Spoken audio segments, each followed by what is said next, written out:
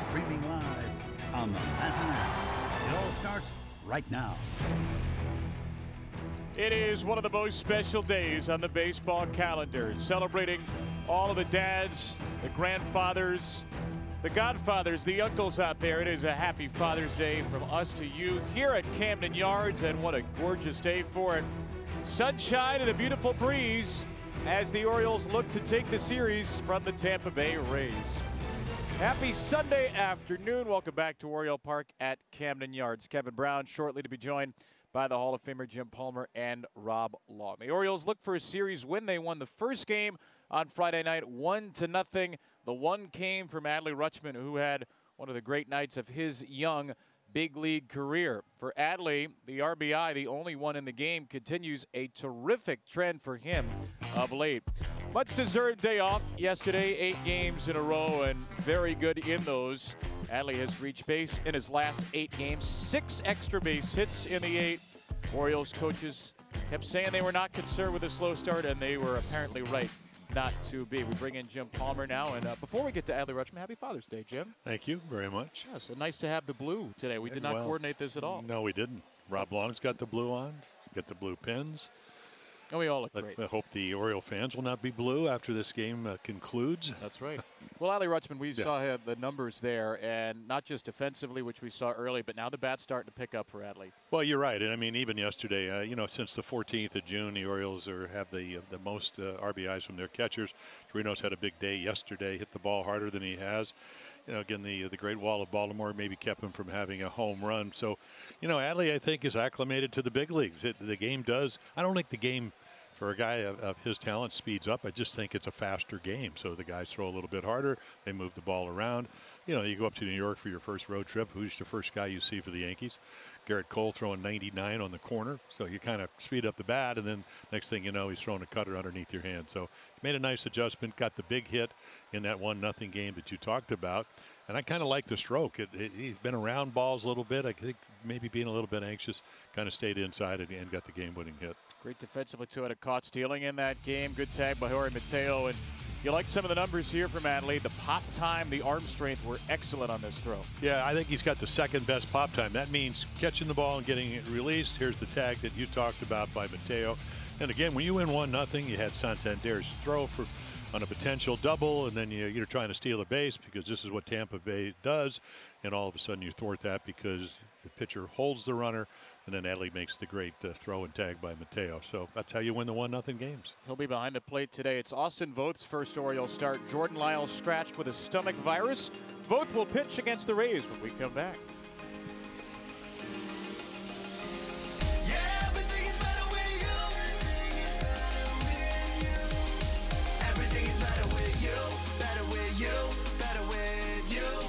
Everything is better with you, better with you, better with you. Everything is better with you, better with you, better with you. Everything is better with you, better with you, better with you. Yeah, everything is better with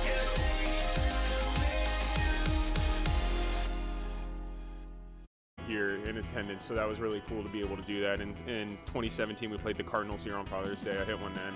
And then in 19, hit one against the Red Sox. So my dad typically comes up for Father's Day, so it's always been a pretty special day for us. Trey Mancini with a Father's Day message. He is not in the starting lineup today for the Orioles, but certainly available off the bench if need be for the O's and Rays in this series finale and rubber match. Tampa Bay 36-29. The Rays snapped a 4-game losing streak yesterday, and here is the lineup for 8th-year manager Kevin Cash. Manuel Margot with a 2-run double yesterday. G-Man Choi with a 2-run homer and 3 hits for Yandy Diaz. Francisco Mejia back in there after a 4-for-4 game. Moves from the 9 spot up to the 6.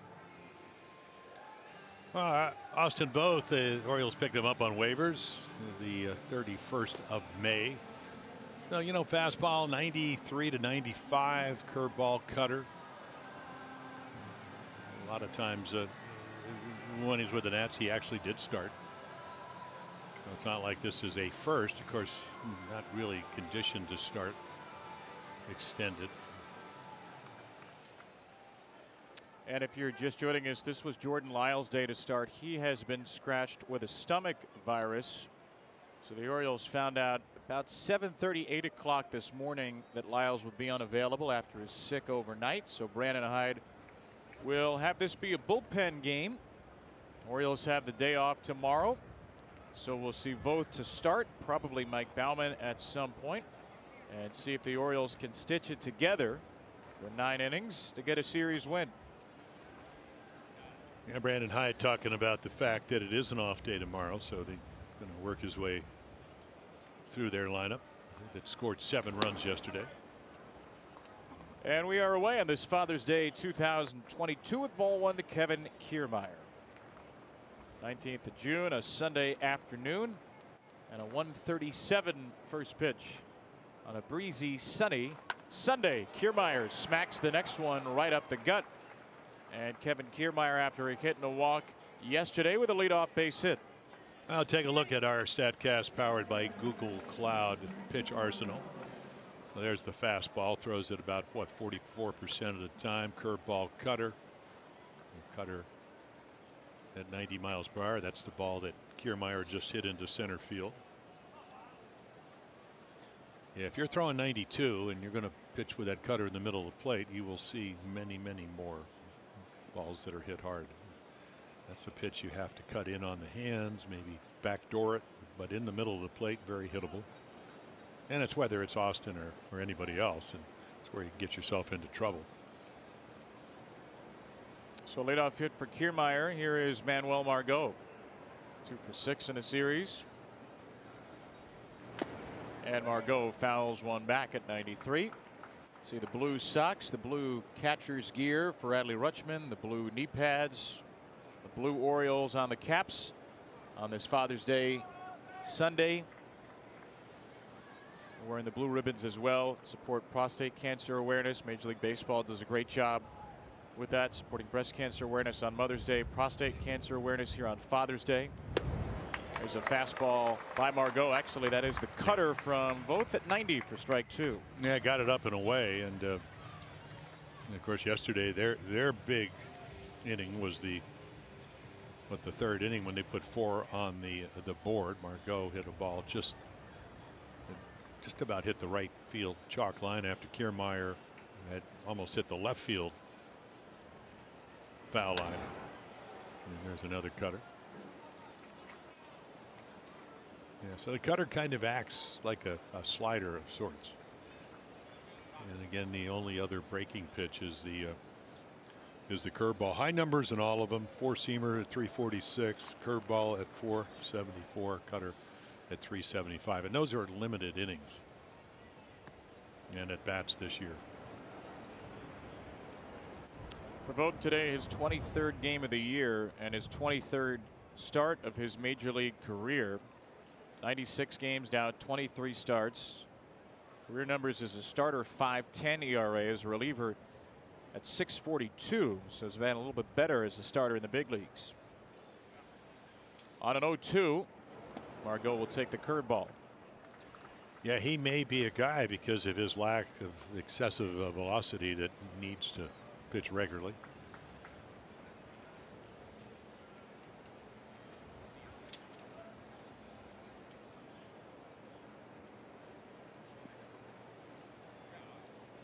Leadoff man aboard for a Rays team that really likes to steal bases, second most in the American League with 44.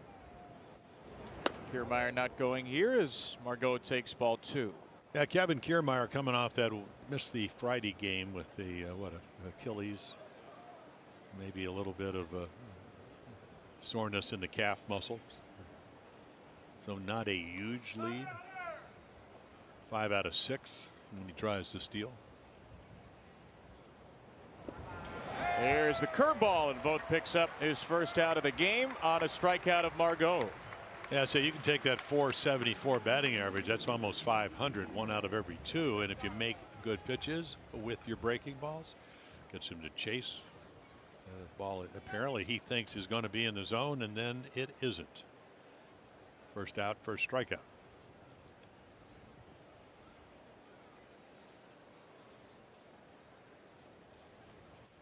Here's Yandy Diaz after the strikeout swinging.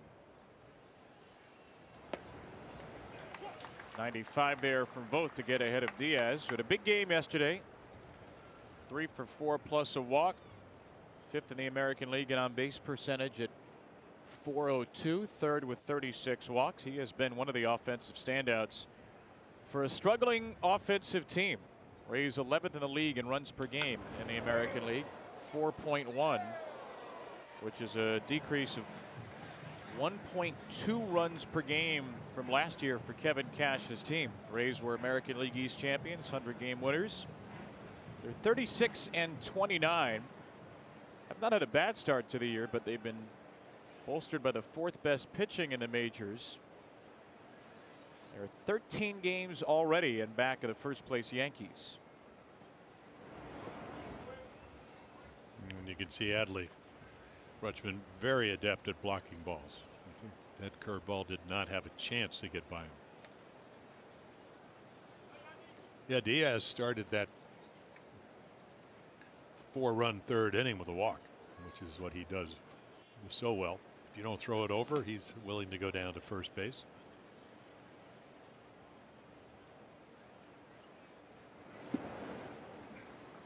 Might be a few of those with how much Voth throws a curveball, 29% of the time. Spin rates for Austin are very high on both the fastball and the curveball. Top 5% of the league in terms of his curveball spin rate. Relatively new acquisition for Darren Holmes and Chris Holt, the Oriole pitching coaches, to work with. Well, you saw when he makes quality pitches, but if the batting average, again, it's not a lot of innings, not a lot of batters in 2022. But if your curveball is getting hit at 474, it doesn't matter what your spin rate is. You're not making good pitches. When you do, you can get strikeouts, you can get double play balls. There's a called 3rd strike, dotting the outside corner with a cutter to get Diaz looking. Yeah, so the game started with Kiermaier hitting a cutter that stayed in the middle of the plate, and we talked about, okay, you make a good pitch, curveball or cutter, that's like a low and away slider, and it freezes him. I mean, this is a guy that knows the strike zone. He just gets fooled. Was his best pitch a season ago. Held the league to just 5 for 32 against, and a big swing and miss rate. And hopefully for the Orioles' sake, they can find a little bit more of that as Austin's year goes on. Back-to-back strikeouts. Here is the cleanup hitter, Ji-Man Choi.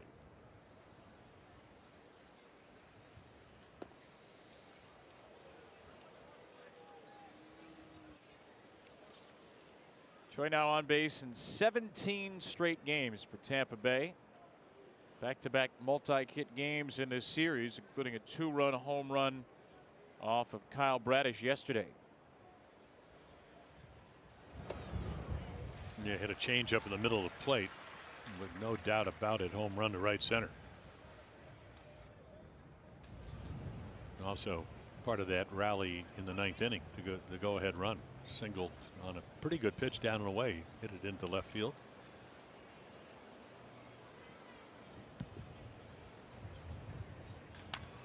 That one's muscled out to center by Choi. This is hit pretty well on a very windy day. Cedric Mullins had to come back in. Right before that swing, there were about 15 napkins swirling out in front of our booth, and Mullins had to play the win right at the last moment. On June the 19th, Orioles, after getting a scoreless first from Austin Voth, will send up this lineup. The O's 29 and 38, game 68 of the year. 4th-year manager Brandon Hyde with Cedric Mullins back at the top. Had a very good season at home. Day off for Trey Mancini. That means Ryan Mountcastle moves up to the number 2 spot. And Ryan McKenna gets a 5th start in 6 games. He is in right field today. And Corey Kluber, 36-year-old right-hander, last year with the Yankees. Year before, only threw 1 pitch, really 1 inning for the Rangers. So he's won a Cy Young, finished 2nd in the Cy Young, and usually able to pitch well enough into the 5th or 6th innings, which is what he's done in his last 5 starts. Gives you a chance to win. Actually make it his last 4 starts. Used to throw 93 to 94. Now it's about 89. And he's ahead 0-2 on Mullins. Yeah, curveballs, cutters, changeups, two-seam fastballs.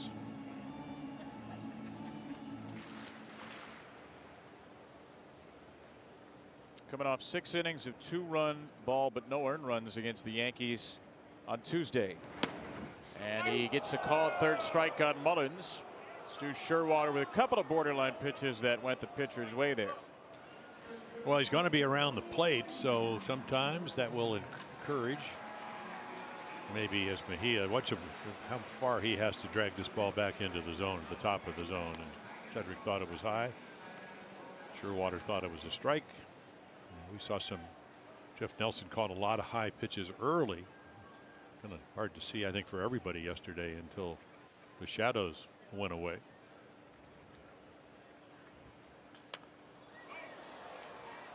Ryan Mountcastle comes in on an 8-game hit streak, and that has included quite a bit of extra base hit power. Oh, yeah. Well, he can hit it out of anywhere. And again, center field, right field.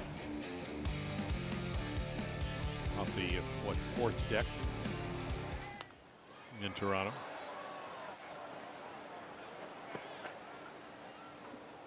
That is into the seats for strike 2. Yeah, we were talking. I mean, he always seems to struggle as he did last year in April. Talking to Brandon Hyde down by the cage, I said, you can't play winter ball because not a lot of guys do that anymore. He just has to figure out a way to think that April is June. Or maybe May. Ryan, by the way, I asked him the other day, I pressed him on it. He has no explanation whatsoever for why his numbers have been so good in June, other than he said, maybe I just like warm weather. But remember, last year he was the American League Rookie of the Month in June. His career numbers in June now, in 42 games in the month of June, 42 RBIs, 15 homers, and an on-base plus slugging mark of 1,037. That's fouled away. Well, he was the #1 draft choice because of his bat. So not very surprising that he's strong, that he's got great bat speed. But again, he's still learning to hit at this level. Because when a guy has that kind of success, led all major league rookies in home runs, everybody knows who you are.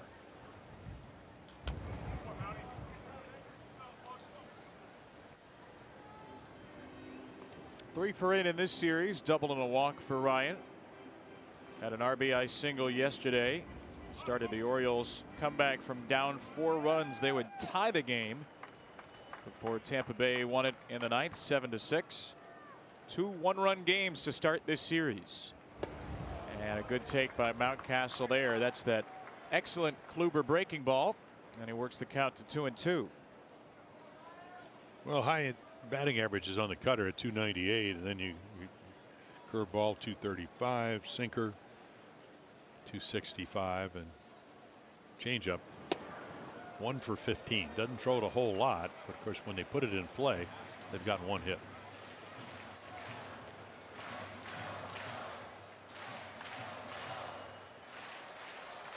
Think of an at-bat here by Ryan. He will see an 8th pitch in the #2 spot today. 36-year-old Kluber will strike him out with a cutter. And a good one. You think it's going to be in the middle of the plate. That's what Ryan Mountcastle would tell you. And it does not end there. That ball just cut away. I mean, perfect 3-2 pitch. Take a look at his pitch arsenal. And again, we told you about the cutter. Throws it 35% of the time. Curveball, sinker, and then occasional changeup.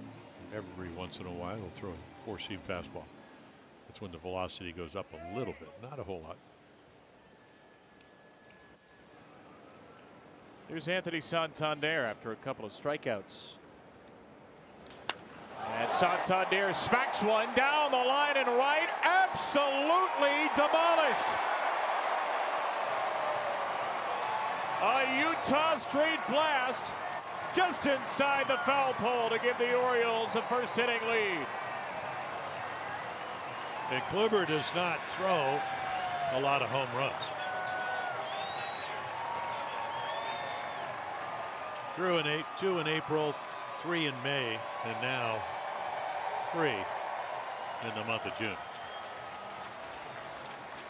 that ball was blasted. That's number 12 to tie Ryan Mountcastle for the team lead, and Anthony wears the home run chain for the first time in a week.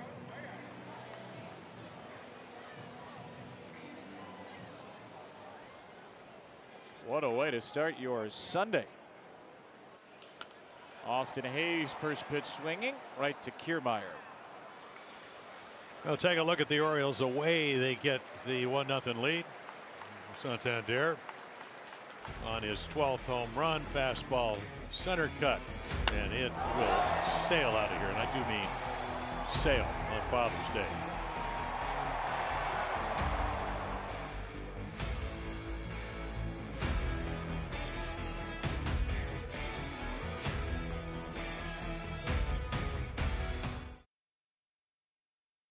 $500 more for each Orioles home run hit today. Anthony Santander has already hit one. Enter your Fast Play Home Run Riches bases loaded ticket into My Lottery Rewards for your chance to win. And find out how at mdlottery.com/home-run. Anthony gets to wear the chain on a first inning blast right down the line.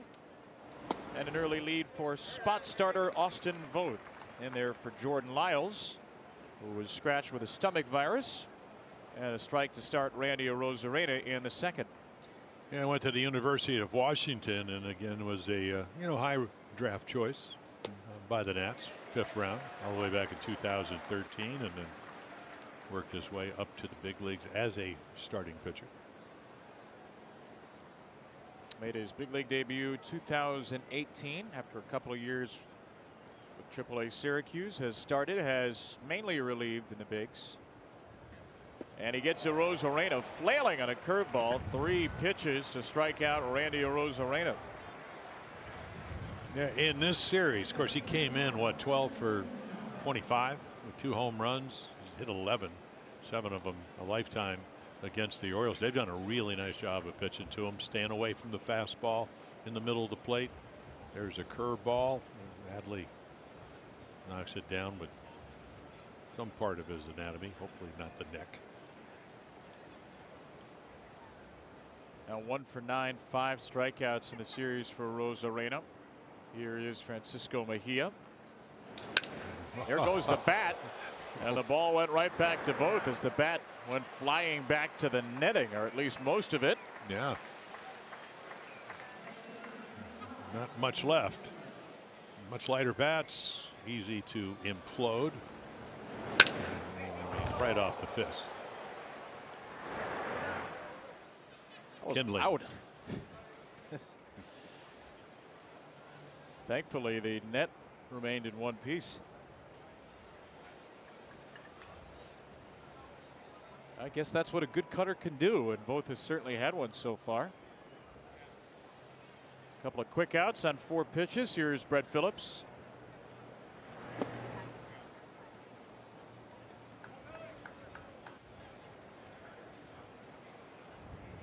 Been a tough year for Phillips, who is just 2 for his last 47 since May the 24th.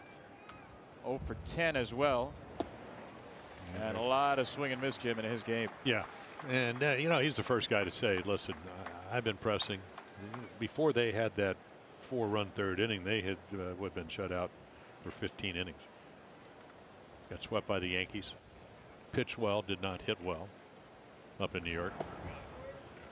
And for Phillips, he had his best year last year, at least power-wise. Hit 13 home runs, 5 of those against the Orioles. Good defensive guy. So if you're Kevin Cash, you can always find a place in your lineup because he can beat you on both sides of the ball, so to speak. This year, it's been a struggle. Yeah, you were right about Josh Lowe is probably going to keep it called back when they have to drop. Everybody has to drop a pitcher. Can only have 13 pitchers. So if you have 14. That limit coming into effect after today's game. 2-2. Wow.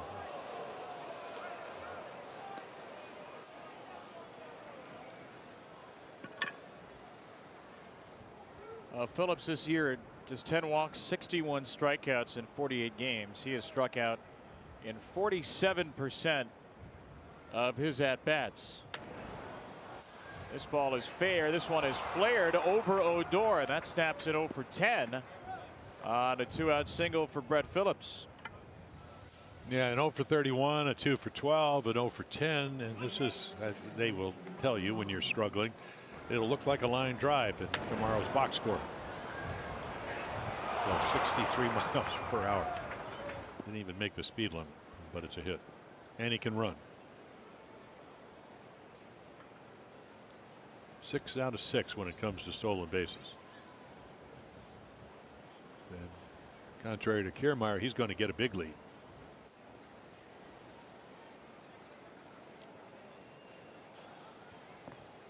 Second best base stealer by volume on the American League's best base stealing team, though they're best in terms of percentage. Vidal Brujan, number 8 hitter for Tampa Bay, 24-year-old. So strike one. Yeah, he had a nice game on Friday, and then of course didn't play yesterday. You know, the one number, because he's taking the place of, well, Brandon Lau, or in some cases Wando Franco, who is at the quad problem, stress fracture for Brandon Lau. Hit 39 home runs for him last year. He's been caught 2 out of 7 times trying to steal bases, and he's supposed to be a speedster. So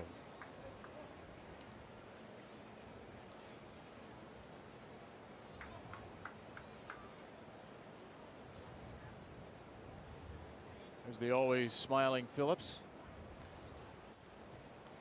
Maybe not as many smiles when you go 2 for 47, but happy to be on first right now as Voth throws him back to the bag. well, I said Voth has to pay attention, and that's what speed does.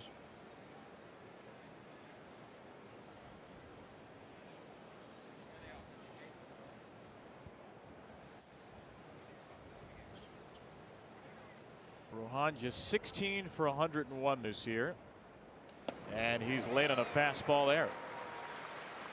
Yeah, he struck out his first time on a changeup from Dean Kramer on Friday night, and then same pitch, he hit the left, and well, here's a fastball that runs away. And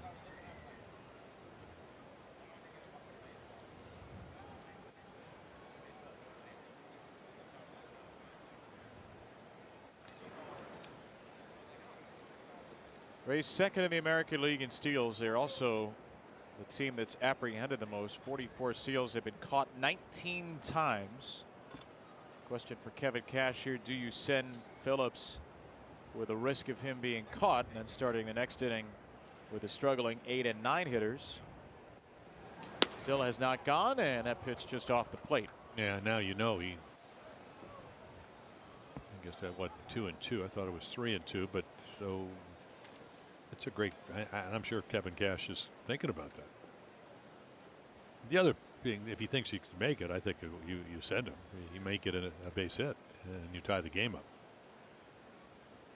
Still not going, and they might get a run here anyways. Brujan smacks one to the wall. Phillips can really run. McKenna digs it out, hits the cutoff man Odor to the plate. Phillips is dead meat. Well, I'll tell you what. You got 2 out calls. You got one by Odor down the right field line after he makes a brilliant relay. So again, it doesn't get a whole lot better than this. I mean, they hit the cutoff man. Watch this throw on the money. Great tag, I believe.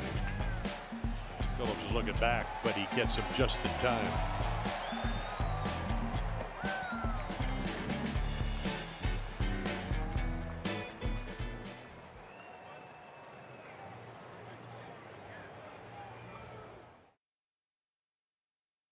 Beltways. Tuesday and Wednesday night 7:05 games. Tickets as low as $10. The Orioles annual Pride Night on Wednesday. Buy your tickets now at Orioles.com/tickets. At the Simba Cam in between inning, which is why you see some of the kids being hoisted aloft on this Father's Day. A lot of fathers and daughters, fathers and sons here at the ballpark to celebrate family, and hopefully to celebrate an Orioles win. A 1-0 lead as Adley Rutschman stands in. Well, you know they celebrate the way they conducted that relay and throw and tag. I mean, the ball died at the wall. You think Phillips with good speed, as you mentioned, is going to score, but McKenna hits Odor, who makes a perfect throw to get the tag from Adley Rutschman, who's going to lead it off here in the second. Rutschman has had a superb stretch. 8 games in a row on base, 2 for 3 on Friday night. The only RBI in that game. In fact, Orioles catchers as a whole have been excellent. Robinson Chirinos had a couple of doubles in Toronto a few days ago, then 3 hits, 4 RBIs yesterday. Over the last 5 days, no team has been more productive from the catching position. Chirinos has really been able to inflate his numbers of late. First 4 RBI game in 3 years for him yesterday. So Chirinos and Rutschman driven in 5 of the Orioles' 8 runs in the series.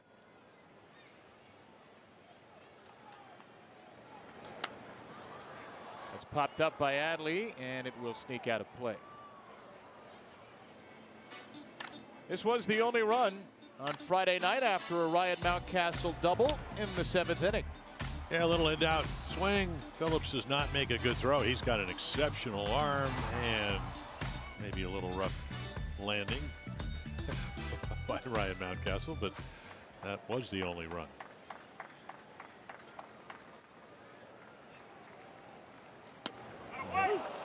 That's the hook. Yeah, Cutter to get to that count, and then he hooks him. Welcome to Corey Kluber. He's got the 5th best ERA with some pretty storied names. Talking Kershaw and Scherzer and Garrett Cole, DeGrom, Sale. And he's right behind him. And there's his pitching coach, Kyle Snyder, not to be confused with Kevin Cash. Not that they ever have. They were yesterday. Odor out to left field. And Margot usually plays right field, makes the catch out in the other corner. Yeah, see, I would have left him in, and Kevin Cash was coming to get him. I just thought it was going to be the pitching coach.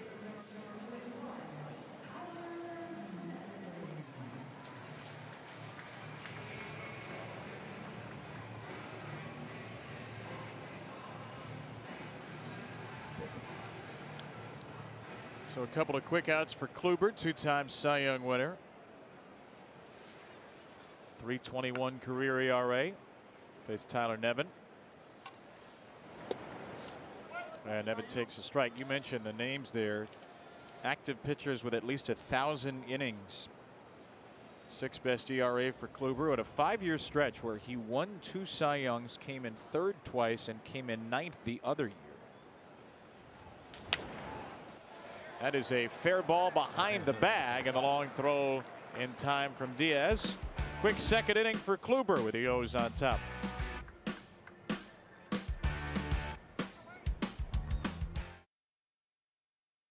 Burgers, home of the Baltimore Smash Burger. This is manager, or I should say booth manager, Mark Lewis. Mark, these things right now, that's all I'm hearing about. It's like trending all over the place. They're loving these right now. People coming by getting them a lot. Oh, yeah, well, we get a lot of repeat customers because they like it. Sales have gone up, haven't they? Yes, they have. Is this your most popular item right now? Yes, that's our most popular item, the Baltimore Smash Burger. All right, Mark, take me through what's in this. So it's a blend of chuck and beef flank with grilled onions and special sauce. What's the special sauce? You can't tell me what's in it, can you? It's Thousand Island dressing. Oh, it's Thousand Island dressing. I hope it's the same special sauce from the patty melt we had a couple of days ago. We got the Smash Burgers up here in the booth with us. It's looking pretty delectable. Yeah, once again, we're being very well fed. Here they are, Baltimore Smash Burger, right up to the RoboCam there. I am definitely rooting for a quick inning. Quick inning indeed. Orioles.com/eats. You can find out more about all the new food at the park this year. Thank you, Phil.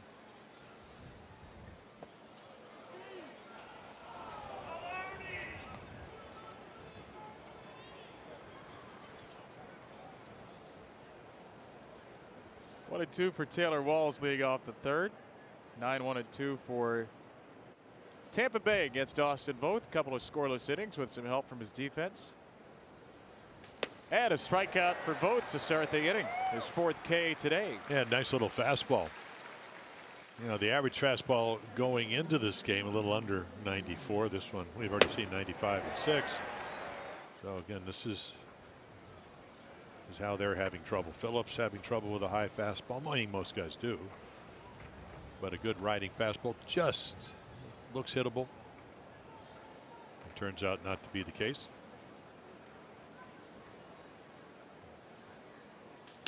Kevin Kiermaier on the ground into short right field, and Odor throws him out there. Got a chance to flash the arm strength so far today a couple of times. Rougned Odor. Well, that relay throw.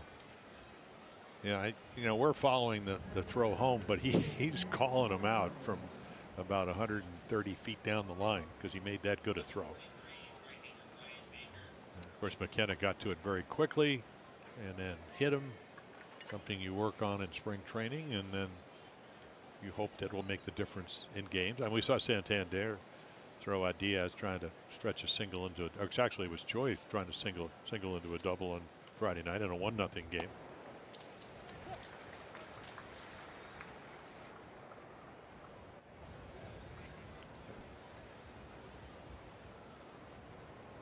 Four strikeouts for Voth. The first of them came against Margot. First inning curveball got him, and a little bit high with a fastball. Now Brian Baker getting loose, so if they could get 9 outs, need 27 and have the lead.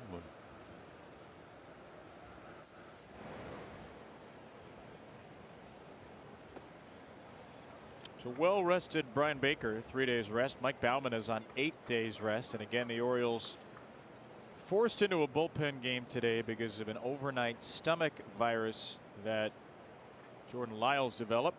Orioles found out this morning he would not be available. Hoping that Jordan is feeling okay, just a little stomach bug, and Brandon Hyde said he could possibly return to the rotation in the next couple of days against the Nationals. Don't know for now though. Orioles have the off day tomorrow and they'll reevaluate him after that.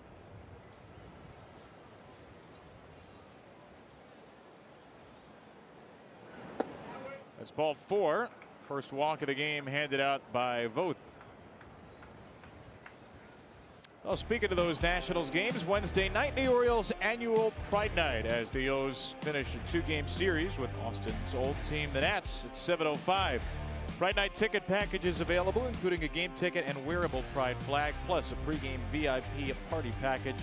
Includes the flag, the ticket, access to the VIP party, including food and beverage, and more. Buy yours now at Orioles.com/pride. Well, 2 2/3, very good innings from Voth. Brandon Hyde will call to the bullpen. See if Brian Baker can make his way out of there.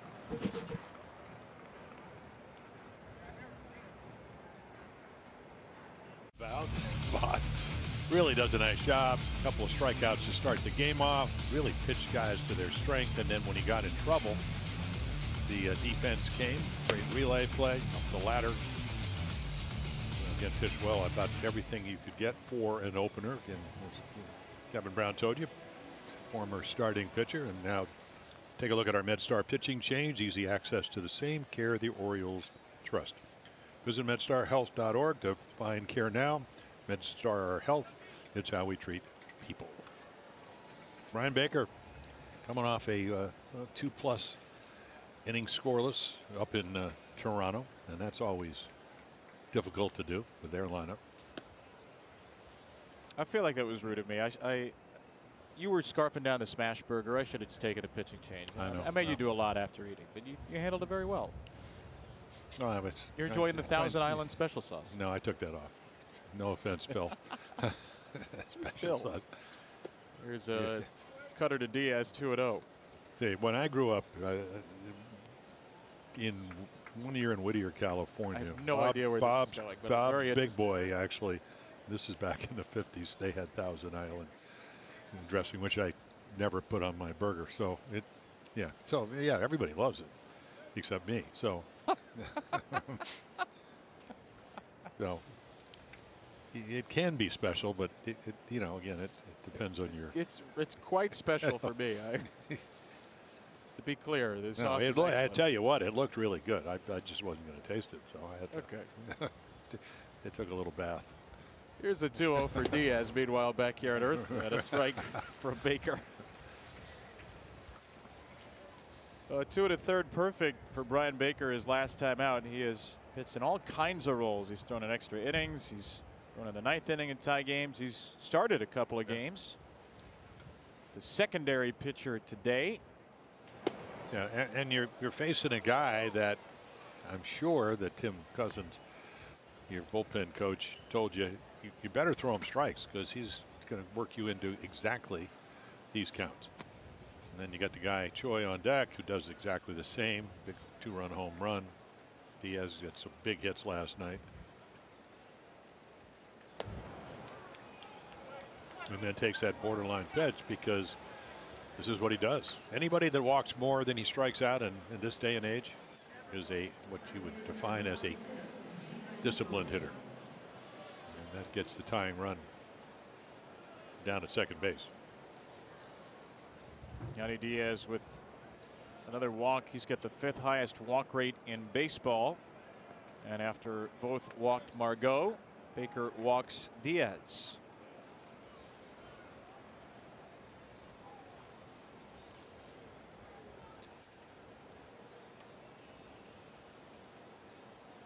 G-Man Choi got a strike with a changeup. Yeah, that's the ball he hit for a home run. Again, the numbers tell us, and I'm sure if we get the numbers that the Orioles should have it, is that he was what, the 5th lowest batting average on fastballs over 95, 088. But he got a changeup to hit and didn't miss it yesterday. One of the best hitters in the game, as you might imagine, conversely against non-fastballs. 324 against off-speed and breaking pitches for Choi, including that changeup from Kyle Bradish yesterday. Well, the 449 with runners in scoring position, that's pretty special. So again, you just cannot pitch to the edges of the plate or just off them because Diaz and Choi are not going to chase. Maybe with 2 strikes. But again, this is a hitter's count. So he gets to kind of look for what he wants to. And you know, for a guy that maybe doesn't hit the fastball, better chance of doing it in a hitter's count than if he's behind. And he misses again.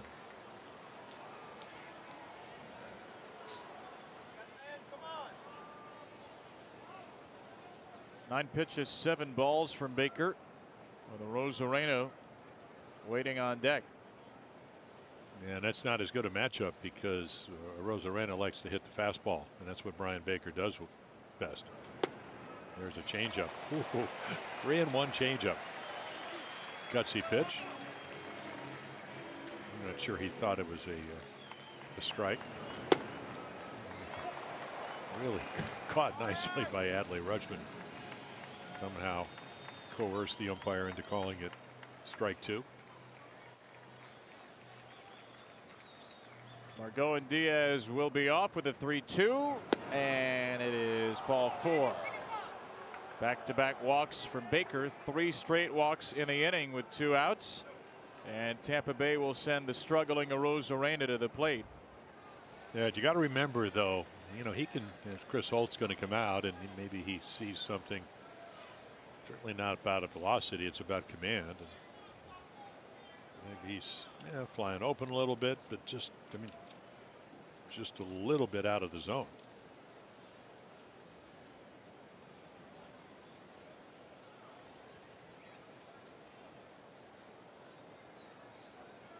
Well, Arozarena just 1 for 9 in the series, 5 strikeouts. But we've told you about the numbers against the Orioles in the past, and he's also excellent in his career with the bases loaded. 7 for 17 with a grand slam in these spots.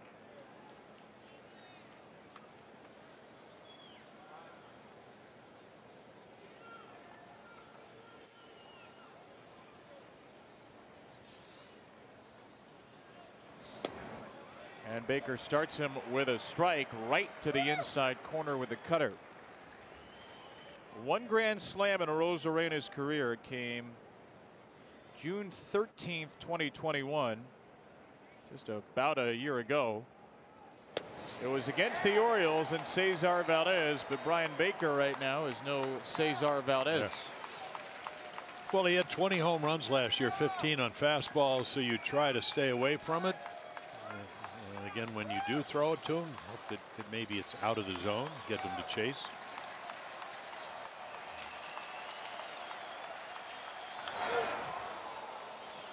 And it's not like we haven't seen him hit that pitch, even at 97. Pretty good swing. And he's got, if you go back and look at the postseason in 2020, I mean, he hit what, 10 home runs and then one more the next year. A lot of them hit the right center field.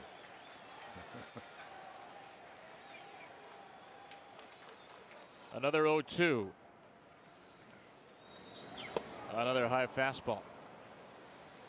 Well, while you're still in a pitcher's count, you know, a cutter that acts like a slider that starts on the outside corner, it appears to be a strike and then dives out of the corner. That'd be the perfect pitch to throw here.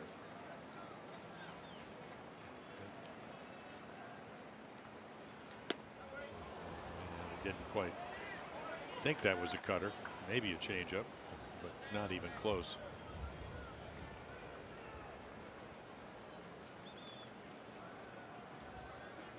Arozarena struck out on a Voth curveball an inning ago.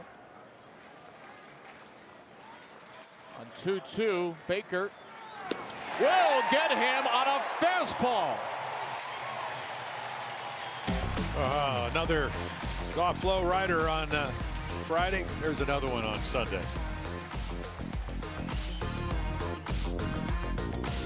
We Crable before the game, meeting with members of Blue Star Families, a group that was founded by military spouses in 2009 to help empower families in the military. Organization impacting more than 1.5 million military family members each year. Going to raise awareness of the unique challenges the folks in the military and their families face. And there they are, waving to the crowd, honored in between innings. Wonderful for Joey to spend some time with those folks before the game on this Father's Day.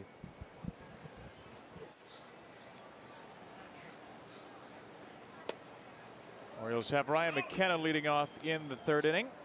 A strike from Corey Kluber to him. Sort of feels like we've forgotten about Corey Kluber. The Rays have had such long innings. Kluber's had such quick ones, but the Orioles with a quick strike home run from Santander in the first. Got a little extra there on strike two. Yeah, a little outside corner. Well, this be a good challenge for Ryan McKenna because of Corey's command and better fastball hitter and may not see a whole lot. Of course, you got to look for everything when you get to 0-2. Off of Kluber, kicking to the second baseman Bruhan, and he throws it away, and no play anyway. McKenna with an infield hit. But he waits for a breaking ball and then hits it off Kluber, hits it right back to him, and a little carom job. See him reaching. Bruhan will make a nice play, but Troy not the most agile. Of course, he's not going to get him. He's across the bag by the time the ball goes. Troy waves at it. Did not want to reach into the runner. Another hit for McKenna, who started to swing better. 5 starts in 6 games for him. And now Jorge Mateo with a first pitch pop-up. Foul ground, Mejia and Choi, and it is Mejia, the catcher, who puts it away.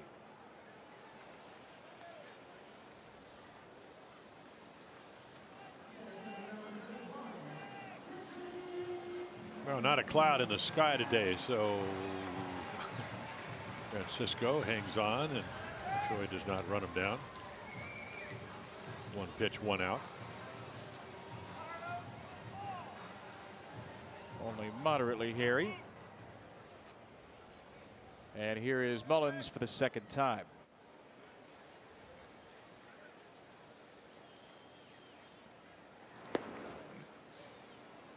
Cedric took a couple of close pitches for called strikes, went down looking on a high sinker to lead off the game. 249 coming in. His OPS on base plus slugging number 689. His adjusted OPS, adjusted park factor, only slightly below league average. So if you go by some of the catch-all numbers, wins above replacement, Mullins has still been one of the Orioles' more valuable players. He's been about league average offensively, but he's been a great base runner. 15 steals, tied for fourth in the bigs. Very good defense as always. 5 outfield assists to lead the team. Kind of shows you the value of Mullins. We all saw it apparently last year with his offense, but even with a down year offensively, still been one of the Orioles' better all-around players because of his glove, because of an improved arm, and because of his base stealing ability. Yeah, well, that should be the theme. It's not that you're the only 30 guy in the history of the Orioles. I mean, that's certainly very special, but that's 1 year. You know, he can, as you just mentioned, help you win games a lot more. Down the right field line, this is hooked foul. You know, in the league adjust, he hit 22 of those 30 home runs here, none to left. So that the new left field configuration, 26.5 feet added, not going to hurt him.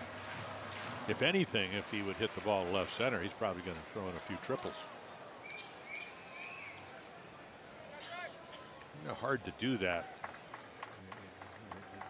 with the old configurations at Camden Yards. Every once in a while, you get 3 bases.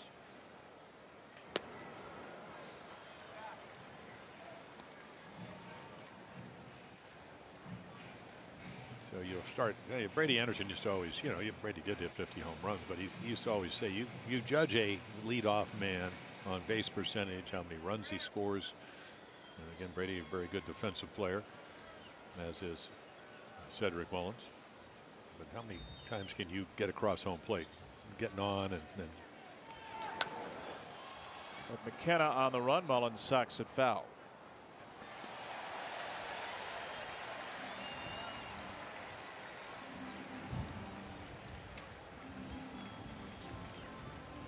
About a Father's Day foul ball.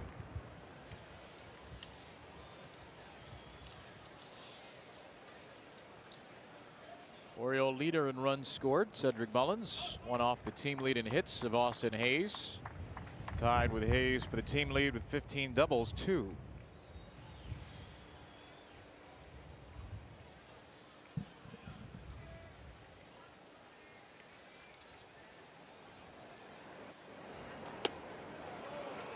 Don't you dare, Stu Shearwater. Get that right arm up. High cutter.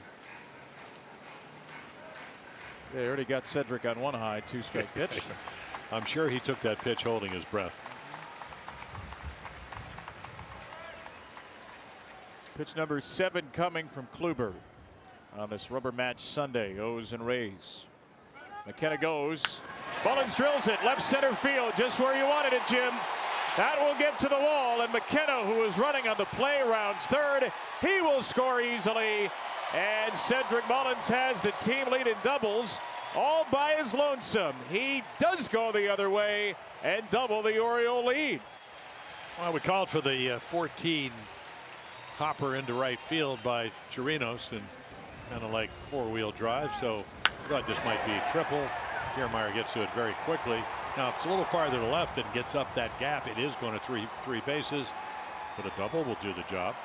There is McKenna, so that's going to be a tough out. Use the whole field, and I think that would be my point to Cedric. He's certainly capable of doing that.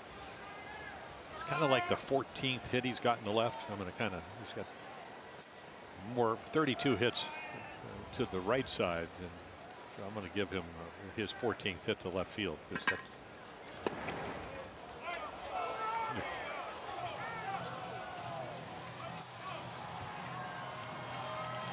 Ryan's reaction will tell you all you need to know about that. Brandon Hyde's going to just trickle to the back of the dugout after a low strike 1.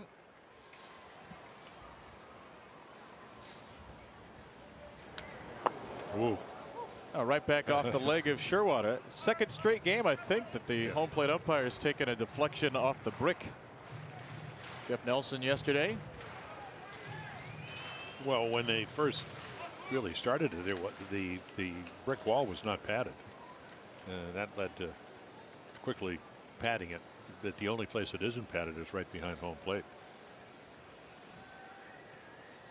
I mean, you do have the rim, or I guess the top of the wall is padded. To the right side, Bruhan, the second baseman, and Kluber had to cover after Choi went for it. Mullins to third with 2 down.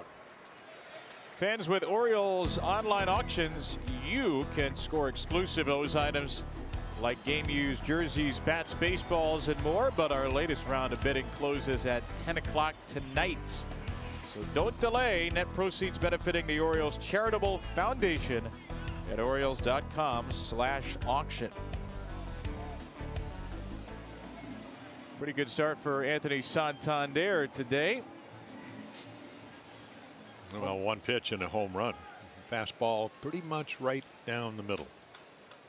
Yeah, we've seen teams really try to jam him inside with cutters and sliders, and Kluber certainly not able to do that on that first pitch. A lot of the plate on a hop. It ended up on Utah Street down the line. Once again, trying to hit that inside corner. Yeah, I was talking to Brandon Hyde. I said the one thing as a former pitcher who kind of made your living is trying to get guys out. I just kind of wondering, and he's a little more upright, but why such a severe crouch when he hits left-handed? And Brandon said, yeah, kind of been trying to get him a little more upright. That one is upright down the line and right. Phillips into foul territory, is not going to have a play. Because Anthony, again, he's about 6'2", 6'3"-ish, so much taller. Good pitch to hit, doesn't miss it. The Orioles have a 1-0 lead at the time. They have doubled up that lead here in the third with another run. So what an advantage to be, in a sense, a switch hitter. Breaking ball comes into you and not away. Anthony's got his family at the game today. His parents are here. Pretty special for him to get to do that on Father's Day. Father Rogers, Mom Yolita. It's a great piece written on Anthony earlier this season. Dan Conley in The Athletic. Anthony's parents are with him much of the season here in Baltimore, and he said to Dan they have many excellent dinners. Very good cooks and chefs in the Santander family. Well, even Anthony can. He said he can give them the ingredients. He can cook anything. He is right at the top. That one. That really was a good article. I mean, he talked about how, growing up a basketball player, and we've seen a lot of that athleticism, just got a little bit lighter, changed the diet last year. That horrific ankle injury down in Miami. That really slowed him down the whole year. People forget he was the Oriole MVP in the abbreviated pandemic year, 2020. Good count for a hitter here. And another pop-up foul.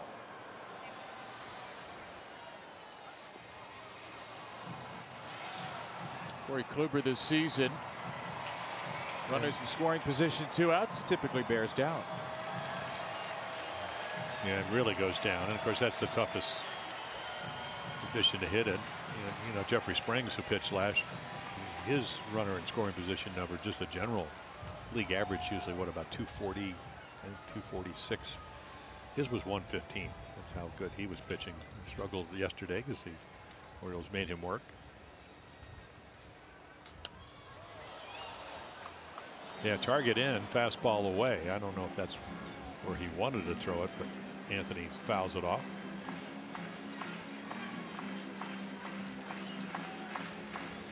Actually, I don't think he hit that one too far from his family down by the press box. Gave him a home run ball, maybe try to get him a foul ball too. Next pitch will be the 21st of the inning for Kluber. Orioles already have a run in. Mullins at third. And Santander takes a high breaking ball. hold your breath, wait for the right arm to stay down, and take your base. I remember I listened to a Yankee broadcast, Paul O'Neill, who won a batting title, and I mean Kevin Cash. If he's going to, I don't think he's going to the bullpen or even get anybody up because Kluber's one of his guys. But he was saying there are some umpires when the strike zone a little bit inconsistent, you take a pitch like that and you do hold your breath because you just don't know what it's going to be called. A couple of those called early, but not there.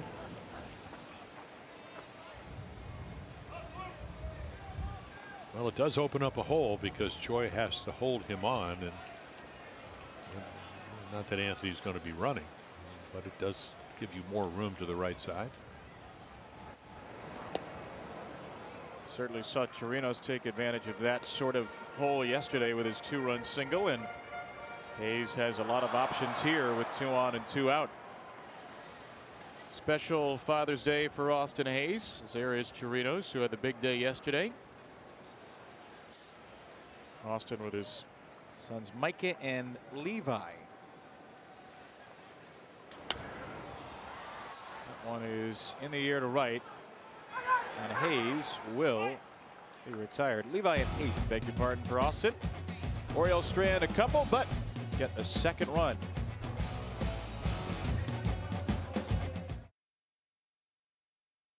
First of all, I'd like to wish our crew and all of our viewers a happy Father's Day. This day became a holiday in 1972, and since that time, the Baltimore Orioles are 29-19, sending lots of fathers home smiling. I had the distinct honor of talking to several players before the game, both on and off camera, and they all talked about their memories and their moments with their fathers, how their fathers were very instrumental in their careers as young men, and very open about that. In fact, Trey Mancini shared that he's hit 2 home runs previously on Father's Day. He was very happy about that. So with that being said, first of all, Jim, happy Father's Day to you. And do you remember any special moments during your career that occurred on Father's Day? No, I really don't. I know I'm supposed to come up with an answer. Well, other it's than tough because you didn't play every day. I mean, I just, I was adopted, so I was just happy that I had a dad. So, that's kind of what I celebrated for my whole life. And then my dad died when I was 9.5, and I had one of the great stepfathers of all time. So, you kind of win the lottery when those things happen to you. Yeah, I adopted as well, and my adopted daughter Brianna sent me a text this morning. Happy Father's Day to the best dad ever. So those are special moments as well. And my kids are in the stands today. That is awesome. Rob, happy Father's Day from us to you, by the way, as well. Much. You wish everybody else a happy Father's Day. We can't let you out of this. Thank you.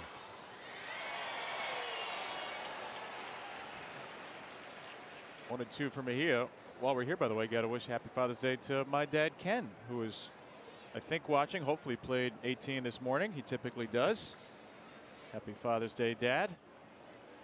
Hope you found another 67 golf balls on the course. That was the number the other day. Not only did he play, he apparently got 67 golf balls. What does he in the woods? Does he take? Oh, woods. I thought he might take his scuba gear. He might, honestly. I wouldn't put it past him. The man's retired. He's got all kinds of time on his hands. A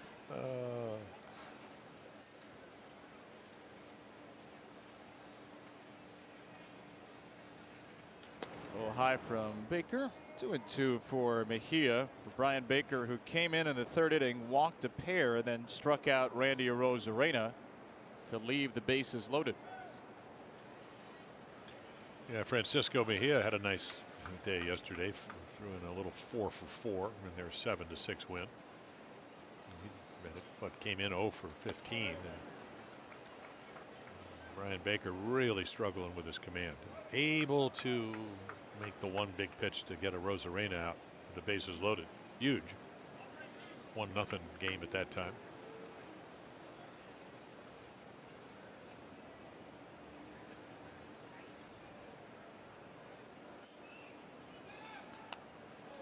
A pop up from Mejia just over our heads.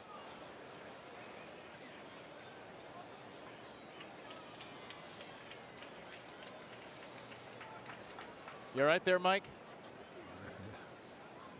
Our cameraman, the fabulous Mike in the booth, did not flinch. No.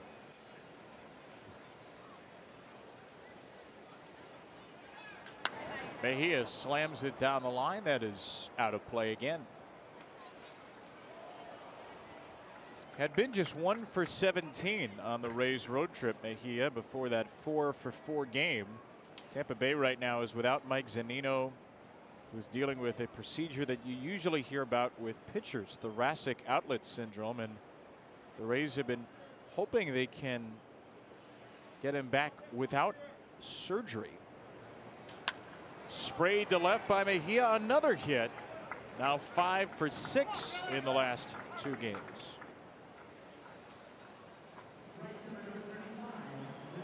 Well, you can enjoy the ballpark that forever changed baseball at Camden Yards through an ultimate experience behind home plate this season. Special package including prime seats in the first 10 rows of the infield. Plus, you get to go on the field pregame and enjoy some time on the Camden Yards warning track, on the grass, get preferred parking and more. Purchase your ultimate Orioles experience at Orioles.com/ultimate today. You can't get too far in the grass, though, because we don't want to mess with Nicole Sherry's pristine field. But there it is. There we are. Yeah, 30th anniversary. Yeah, Brett Hollander did a nice job yesterday talking to Nicole about. Mateo initially broke the wrong way, then came up with it and got the out at first. Well, you know, again, when you send a runner, somebody has to cover, and that's the whole intent of starting a runner, and that's what Jorge was thinking about, and he made a great call because from here you're going, the reason I said because he's going to his right, and then because of who he is, he keeps him from getting a base hit. I mean, that easily, almost any other infielder in the game, that ball's going into the outfield. So the Orioles get what they want, and so the Rays get a runner into scoring position. Continues his fabulous defensive season. Mateo, his 58th start at shortstop this year. In terms of defensive runs saved, which is a metric that measures the expected value of every play, whether you get to a ball or not. He's been one of the best players in the game. 10 defensive runs saved. That's 4th in all of Major League Baseball. Leads all Major League shortstops in that category. And again, we always say this, there are different ways to measure defensive metrics. No one that, like home runs or on base percentage, is obviously better than the others, but they're all good for Mateo. And the eye test lines up with it too. Well, even more so. And they had a lot of great shortstop. When I got here, Louis Aparicio on his way to Cooperstown, and then it was Mark Belanger with 8 gold gloves, and then it was Cal with what I think 3 gold gloves. Get another chance here off the bag. He stuck with it, made the play at first. Doesn't matter. Well, he just has a gift, and you know, obviously it doesn't come without a lot of hard work. So check this out. I mean, you think it's going to be routine, except hits the bag no problem. And again, it really doesn't matter. Again, they win the first game 1-0. How about this tag?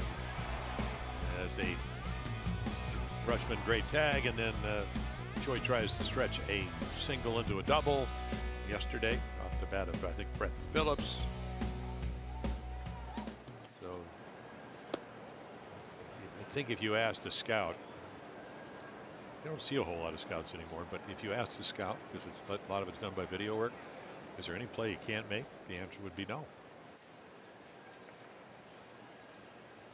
2 down for Walls. And a strike with a changeup. He's hit that spot a couple of times to the surprise of some Rays batters. Well, it moves. Nick Vespi, who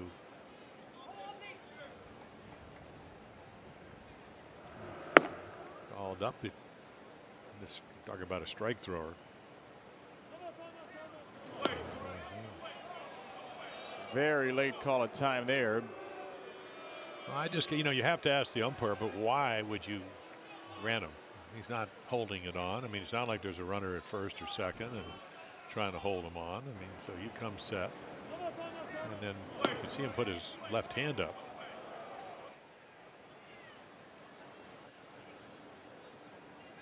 And there's a better changeup. Yeah, I think when you're struggling like Taylor Walls or even Brett Phillips, even though he got robbed when that ball hit the bag, you know, you're trying to catch up with the fastball, and then that changeup's in the middle of the plate, but it's a little more effective because you're trying to cheat. Maybe bat speed not where you want it to be. Walls drills one right center field from Taylor Walls. This will split Mullins and McKenna. Walls to second base, not stopping. The ball was off the glove of Mullins, and Walls will get all the way to third. He brings in Mejia with an extra base hit and puts Tampa Bay on the board. And they got Vespi up. I mean, it's actually a pretty good swing. And then McKenna doesn't catch it. Mullins picks it up. And of course, he was going to stop at second. I don't know if they'll give him an error. Either way, it's runner in scoring position. So it'll be Vespi and Kiermaier. Orioles trying to hold the lead.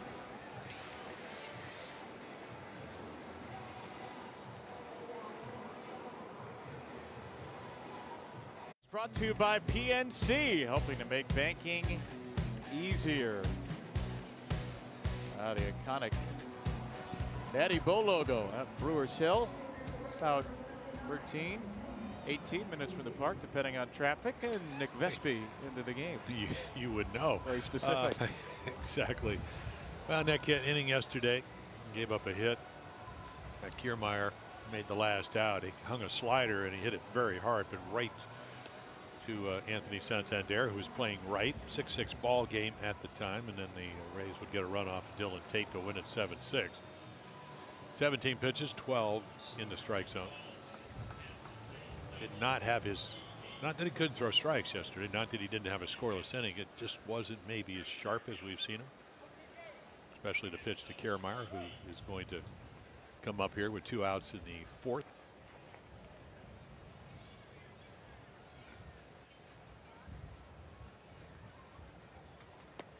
I have an official scoring ruling for you, by the way, for Walls. That's a double and an E8. Oh, that obviously is, if they look at the film, looked like McKenna dropped the ball. He's playing right field today. Well, Either way.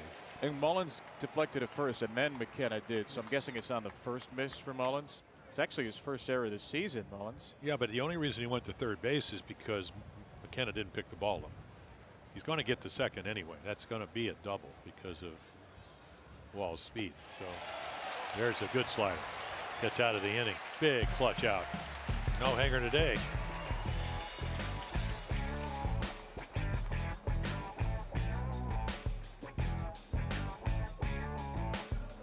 Your new Toyota.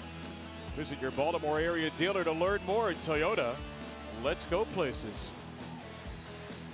I feel like we're on a tour of the city right now with our billboards, looking at the aquarium and the inner harbor. Well, beautiful day. I mean, not a cloud. Zero, zilch, nil. I think our next billboard shot out of break is going to be from your neck of the woods. It's going to be your apartment. Or how about the construction on Central Avenue? Yeah, they started filming it about 5 years ago, and it's still ongoing. And they almost have done a block since I got back in April.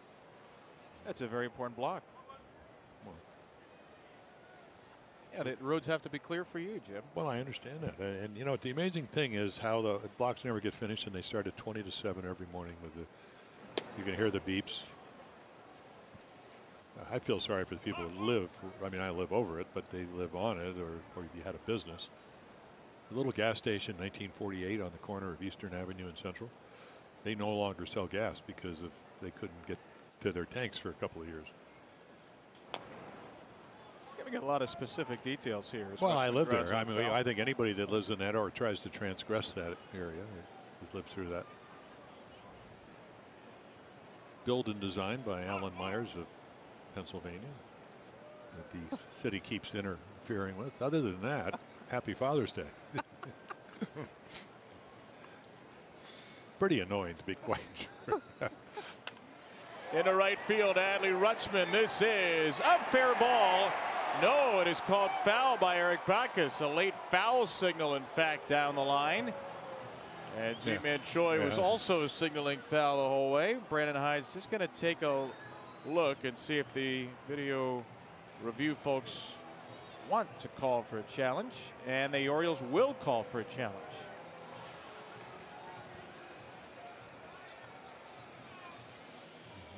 Hard to tell there, but that was a pretty quick challenge signal from Brandon Hyde. Oh, the net cable might interfere with the view here is the problem. Well, they're all, I mean, you can see everybody pointing that it's foul, but why not? Phillips plays it just in case they call it otherwise. So the Orioles do use their challenge. Yeah, see, we need a Wimbledon type, sensor on the foul line. Yeah, the shot spot. Is that what they call it? I think so.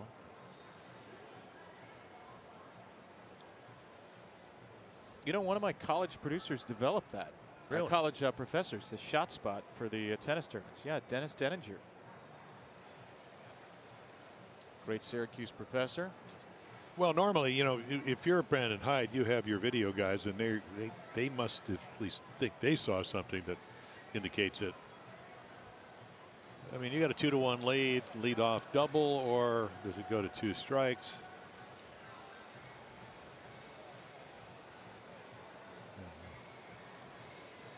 Hard to say. Now, the folks in New York do have several angles they can look at. They can sync up multiple replays at the same time. Now, the other thing is, I assume because is that? They're calling the field stands. The ball is foul. Baltimore will lose its challenge. Now, is that actually chalk? Because I know they do the baseline between first. So they kind of chalk that on. Yeah, you can see. Well, of course, he's going down the first baseline, but I wonder if it's chalk all the way to the foul line. Because we would have seen some chalk fly up if it was indeed fair. So a rare lost challenge for the Orioles, who are 15 for 20, 75% on challenges. They've been the most successful challenging team in the game. And that line remains apparently untouched. And Rutschman takes ball 1 back at it against Kluber. Struck out looking on a curveball his first time, Adley. Still looking for that first Camden Yards home run. Well, he will. You'll hit him here without even trying.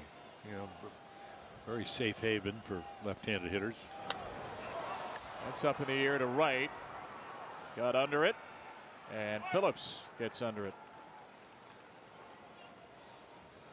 Orioles fans, share the magic of O's baseball and start planning your next group outing. From clients to colleagues, sports teams, schools, family, and friends, Orioles group tickets offer a wide variety of seating and pricing options to fit any group's need. Visit Orioles.com/groups to learn more.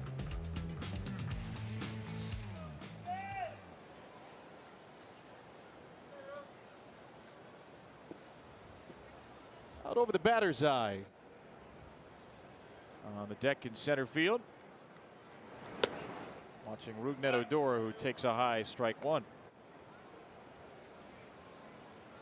Odor 0 for 6 in the series after a first pitch flyout in the second.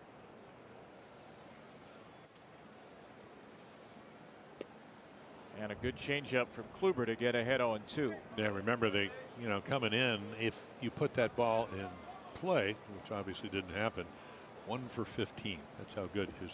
Doesn't use it a lot.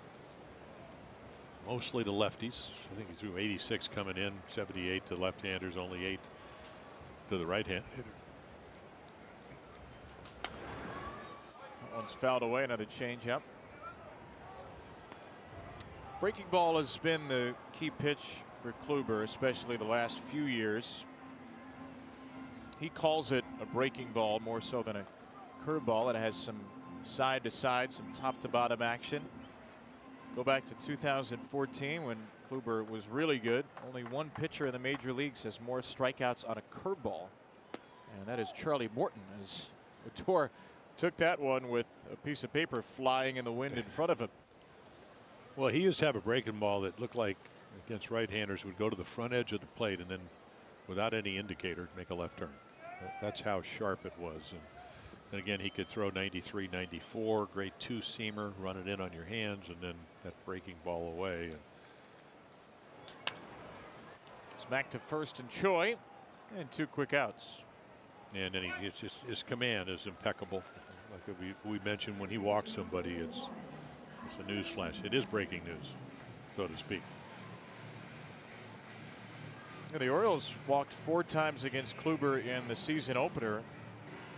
Then they walked twice against Kluber May the 22nd. Those are the only 2 games this year, 12 starts, where Kluber has walked more than 1 batter. So the Orioles now, with the walk today, account for 7 of the 11 walks in 13 Kluber starts. Which is particularly impressive because of how much his ball moves and how many pitches he throws outside the zone. And he gets a very high percentage of swings on those balls outside the zone. Well, he's got a very simple windup. I mean, he's a big guy, 6'4"-ish, 215 pounds. And again, when you've pitched as much as him, I mean, the last couple of years, even last year, pitched the no-hitter for the Yankees, then had shoulder problems, so missed some time. The torn shoulder muscle when he pitched 1 inning for the Rangers. Nevin lofts it off the tarp. 1 year hit by a comebacker, broke a bone in his pitching arm. So it's been a tough go, but I tell you, 2014, 2017, just exquisite years as a pitcher. Edged out Felix Hernandez for the Cy Young in 2014, and then won it pretty comfortably in 2017. Still 0-2 for Tyler Nevin. I mean, even when you get a hanger, and that's what that was, the spin is good enough where you might miss it. Seemed like a pretty hittable breaking ball, and he just had a good swing but fouled it off.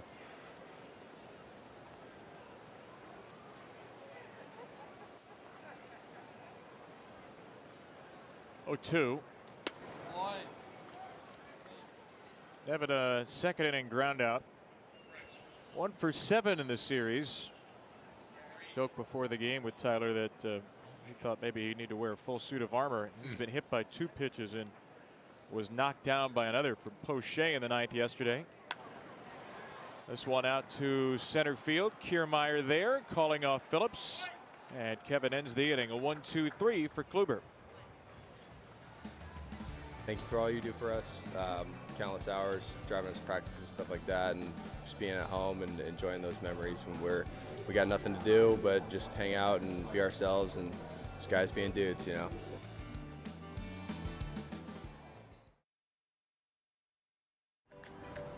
Happy Father's Day!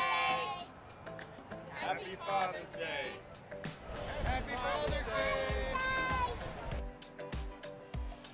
That's got to bring a huge smile to your face. All of the dads and sons and daughters here at Camden Yards. Beautiful day to celebrate Father's Day. Wishing all the very best to all the fathers, grandfathers, the godfathers, the uncles, the father figures in our life. Celebrating them here on this Sunday afternoon. I know for a lot of folks this can be a tough day as well. Folks who have recently lost a parent or somebody, a father figure close to you. We're thinking about all of you as well on this day. Orioles and Rays in this series finale, and they're playing another 1-run game after the O's won 1-0 Friday and the Rays won 7-6 yesterday. Orioles will try to win it with a bullpen game today. 2 2/3 for Voth, 1 inning for Baker. Vespi overpowered Kiermaier to get an out and the 4th, and now he gets ahead of Margot. Yeah, a little curveball instead of a cutter slider. And Margot, who, I mean, other than Wander Franco, they extended for what, 11 years, over $180 million. They gave him a 2-year deal, extended him.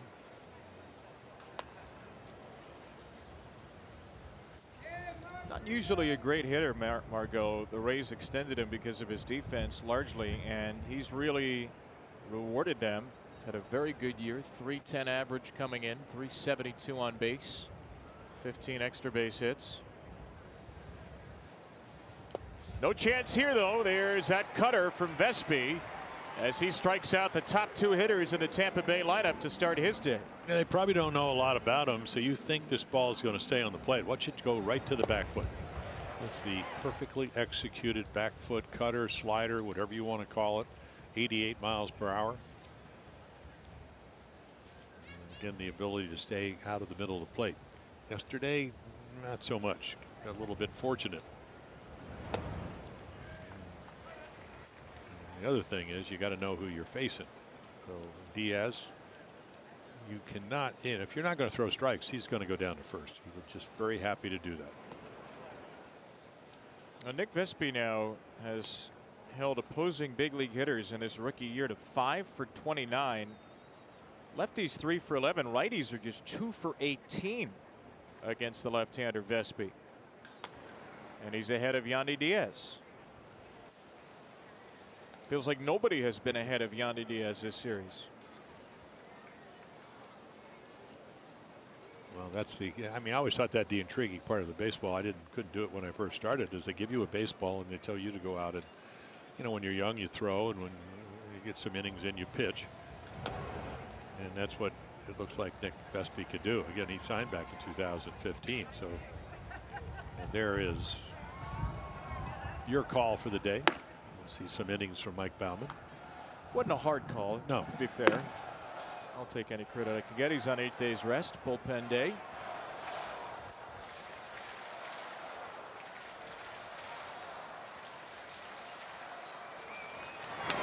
Diaz just staying alive.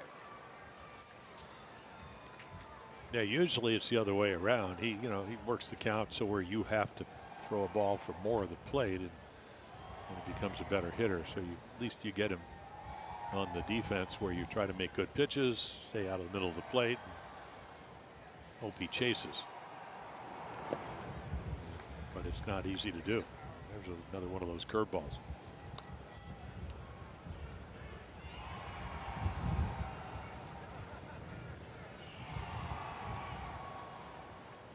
Struck out looking against Voth, walked against Baker.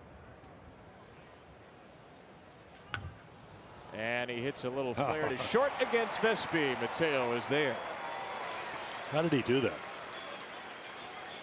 He hit that ball very gently.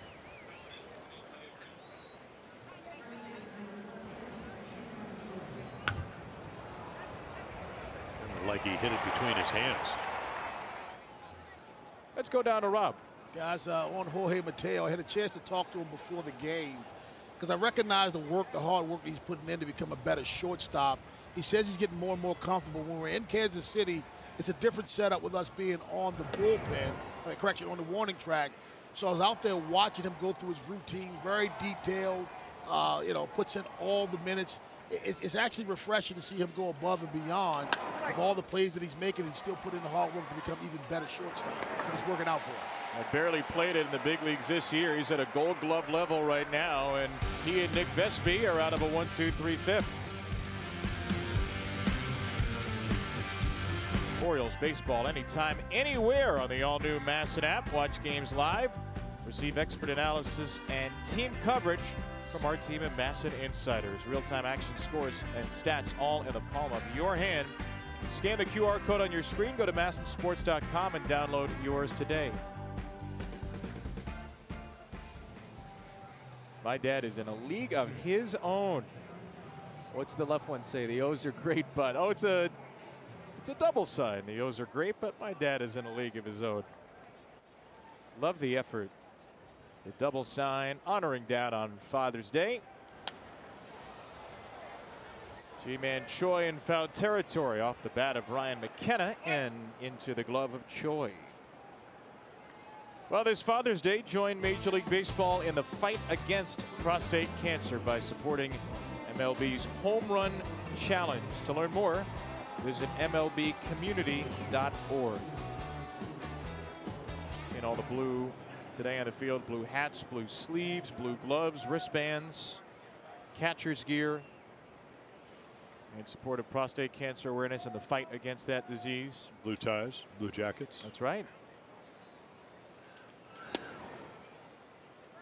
Well, coat and tie weather. Nice and cool.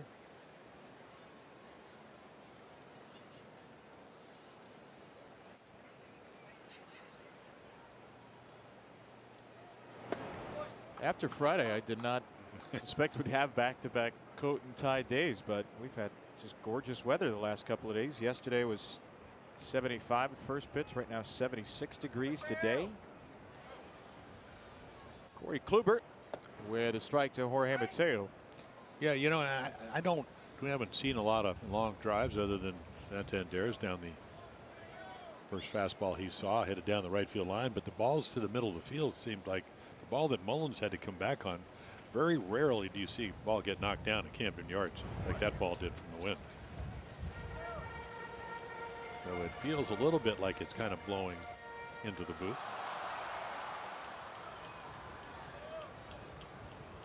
Mullins, who made that catch, is on deck. My game notes just flew away, so now it really feels like it's blowing into the booth. Need a paperweight up here. Smashburger. Yeah, that could be a paperweight. However, ours have been consumed. 3-1 from Kluber to Mateo. And a pitcher who doesn't walk many throws a strike to a batter who doesn't walk too much. At-bats were better yesterday for Mateo. 2 long at-bats at the end of the game, but still looking for his first hit of the series. 0 for 8. And that will get out of play.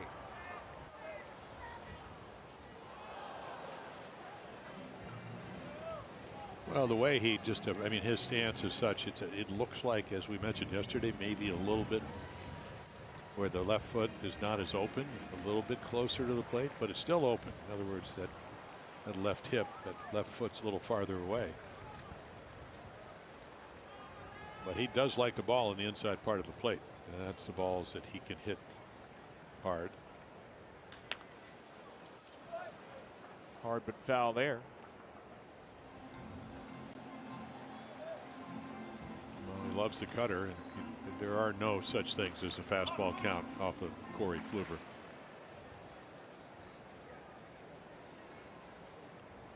It's the third at bat in the last 5 for Mateo to go to at least 8 pitches, and he ends it by lining one out to Phillips in right.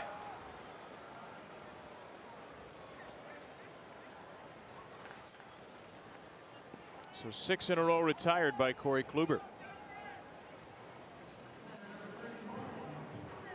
It's been quite good today. Only allowed 3 hits, 1 walk, but 2 extra base hits. The latter of which was from Cedric Mullins. Run scoring double to bring in Ryan McKenna in the third.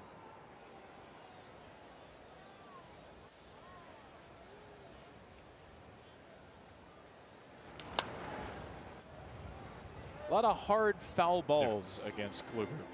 Well, those are the cutters in off the plate. So well commanded. I mean, really, if you look, 2 balls in the middle of the plate, the pitch to Santander for the home run, and the ball to Mullins for the double. Other than that, edges, all different spins, change up right there. The pitch count, I mean, you're looking at 73 pitches here. I mean, it's probably going to throw 85 to 90. It's usually when Kevin Cash goes to the bullpen.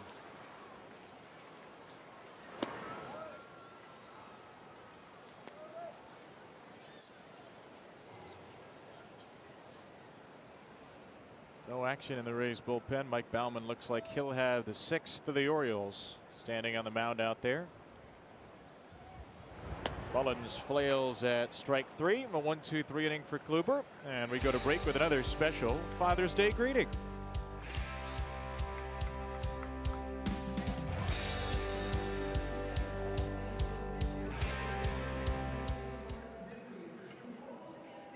You're my favorite stepfather so far. So far. Oh, thank you, Spencer. Let's go O's.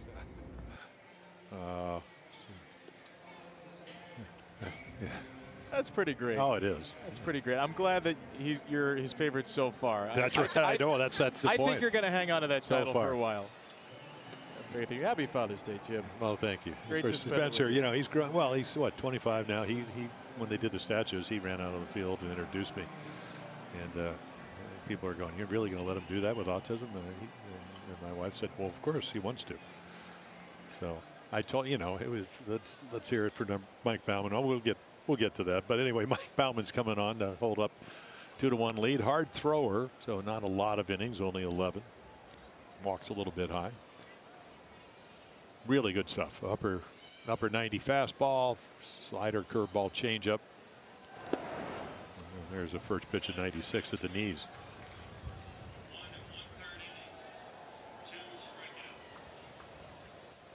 Fourth Oriole pitcher today, an inning and a third, perfect. 2 strikeouts for Vespi, 17 pitches, 13 strikes. And now Baumann ahead of Arozarena and another broken bat. Really good slider. I mean, that's why he hit it right on the end of the bat. Well, we haven't seen Baumann in the big leagues for quite some time. Last big league outing was May the 21st, 3 2/3 against these Rays. Pitched well. 3 hits, 1 run, struck out 2.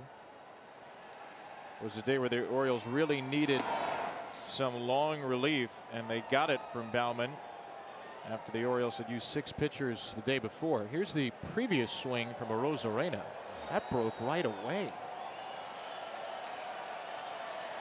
Off the edge of the bat. You get a little nervous if one of my favorite movies is The Natural. Remember when he breaks the bat and took me out a winner, and then he hits the light tower? Arozarena with that type of power, but not on that. Wow. They have really pitched to him this series. 11 lifetime home runs, 7 at Camden Yards against the Orioles. Came in 12 for 25 with 2 dingers, and then the zip ball 97 up and away. I feel like we need to cue up Randy Newman's theme when you strike out Arozarena at this point.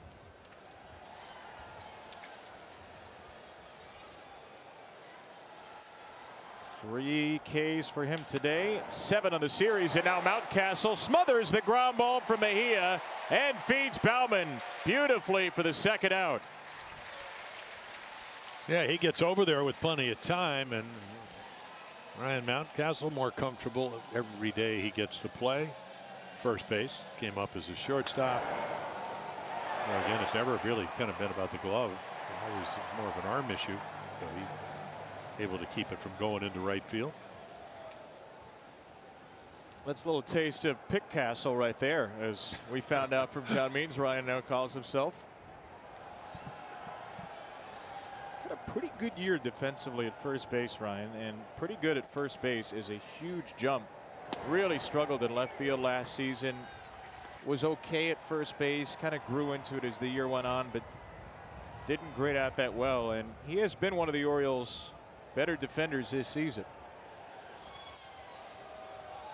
Baumann trying to get Phillips. And a little bit low with that curve. Not really, but that's what it was called. Yeah, maybe low, but in today's strike zone, that has been a strike. Yeah. It's a really good curveball, regardless of whether it was called a strike or not. And not so good. Yeah, Mike, great stuff. And originally, when they sent him out early in the year, it was about go down and just throw more strikes. To right field from Phillips over a leaping Odor, who took a tumble after. And Brett Phillips, who was 2 for his last 47 coming in, is 2 for 3. And another ball hit the bag. Almost. That easily could have been 3 for 3 today. A little slider that it ends up in the middle of the plate. So nice. Odor, pretty good vertical leap. A little slow-mo somersault too. Well, you got to think he's going to be running.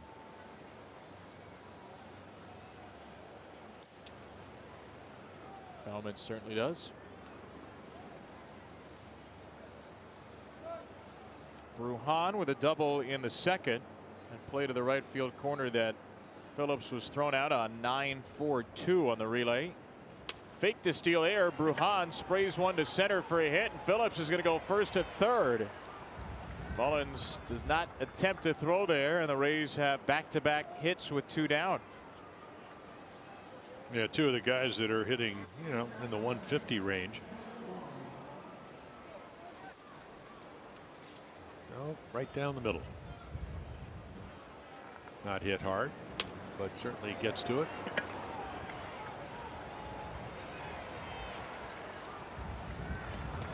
Two-hit games for both Phillips and Brujan, upping their 162 and 158 averages respectively. Now Chris Holt will meet with Bauman. Yeah, that Taylor Walls waiting on deck, and he's the guy that drove in the only run with a triple. So I'm sure that's going to be a little bit of a conversation. Bautista had pitched Friday night. It was spectacular. He pitched in 3 out of 4 games there. Wanted to give him a day off yesterday, which he did. Talking about Brandon Hyde, the Oriole manager.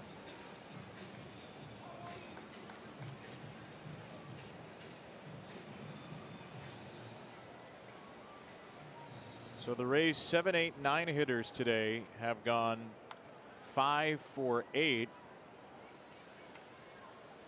Walls with that aforementioned RBI double. Will miss strike 1. 99 from Mike Bauman. Maybe the hardest pitch we've ever seen him throw.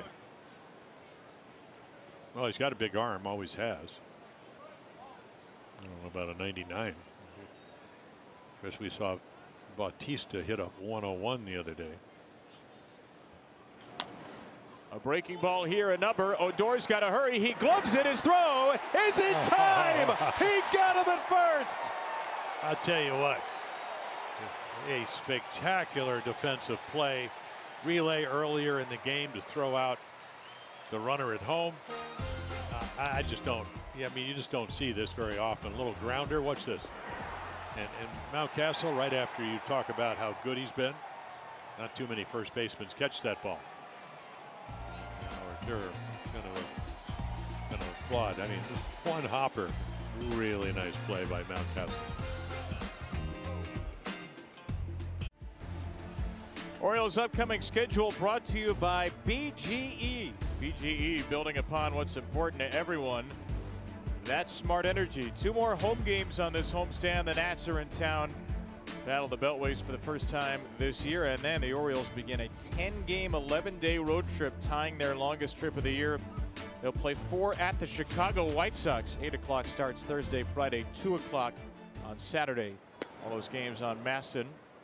Orioles will go to Chicago for 4, Seattle for 3, and then Minnesota for 3. Looking at Odor, a fabulous play to end the top of the 6th inning. Maybe watching it back with Cedric Mullins. Cedric going, how'd you do that? Mountcastle with a shot right to Margot. Yeah, a little knuckleball. 109 off the bat, right into the glove of Margot, and an out for Corey Kluber in the 6th. Well, that's part of the deal when you pitch for the Rays. Normally, and coming in here, they had dropped routine fly balls in 3 games last week that were costly, and they don't usually do that. But it's pitching to contact, and they'll run them down. And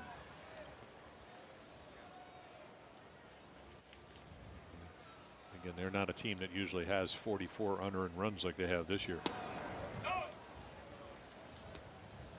Home run and a walk for Santander today. A home run, his 12th of the season, tied for the team lead. The walk, his 29th to extend his team lead. And he has just missed a few of those on some high flies down the line out of play.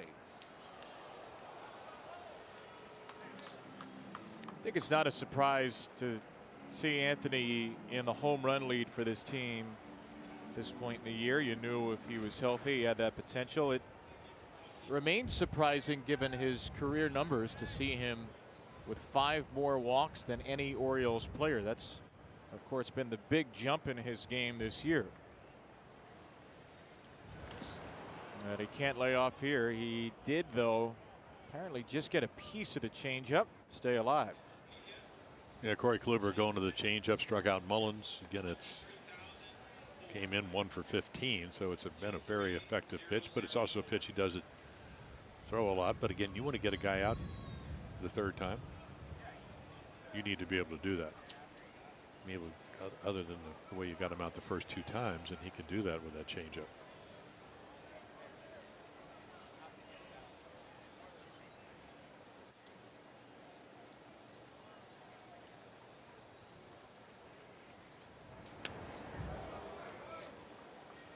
Right on a fastball on 0-2.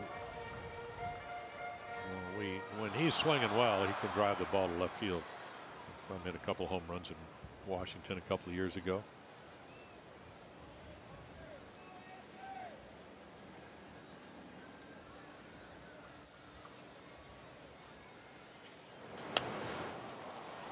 Straight up in the air. Home run in a silo. Who's going to catch it? Nobody. Oh, my goodness. Joy was the closest one there. Didn't seem to see it until it hit his glove on the way down. And Anthony is aboard at first. Well, if he runs, he'll be at second. So again, I mean, this is why you always run balls out. But I just don't. I think he thinks somebody else is going to catch him. I mean, Kluber knows where it is. Then maybe he did lose it in the sun. Going to hit some part of his body, his wrist or his glove. But he certainly wasn't trying to catch something he couldn't see. Right there, he's looking at the catcher, and then it hits him. I remember when the Orioles won 2 out of 3, a ball went underneath his glove. So he's looking at the catcher where it is. Oh, get hurt doing that. That is officially ruled an infield single.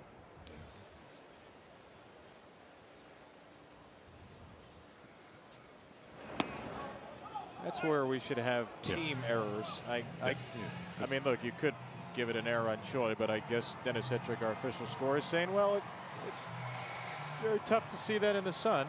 Yeah. Well, that's the only reason it would be anything other than if it's an error. I mean, if he could see it, then it's an error. And if he deems that he couldn't, then that's when you get the base hits out of that. But that's a ball that should have been caught. How old is baseball? What do you think? Old. Yeah, okay. The son's older. So it's not like it just came out this afternoon. It's a team error. I just don't know why everything else is changing in the game. I mean, why wouldn't you just go to that? Maybe that'd be one of the new rule changes.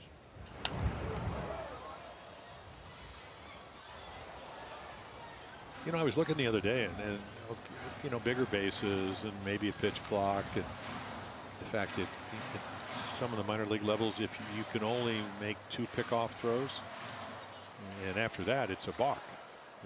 If you throw over the 3rd time, or you even step off, the runner gets to advance a base. I don't know if you'll ever see that in the major leagues. Hopefully not. I mean, what are the Yankee fans going to do every time you throw over now? Gosh. They boo. I think they were doing that in Toronto too. Yeah, they'll be the maddest of anybody because they want to boo. To find something else to boo about. Hayes his flight out, fouled out. That is a called strike 3. Yeah, basically say bringing it up.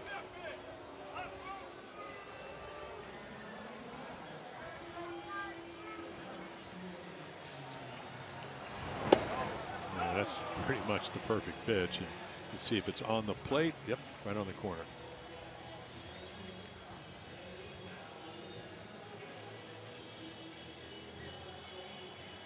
So they are stirring in their bullpen, but nobody throwing for the Rays. Let's see if Adley can make him stir a little bit more.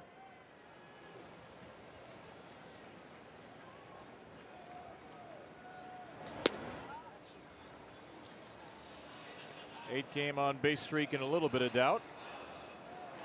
Went down looking on a curveball in the 2nd. Flight out to right field in the 4th. Just got under a changeup. Felt like Rutschman just missed a couple of pitches from Kluber in that last at-bat.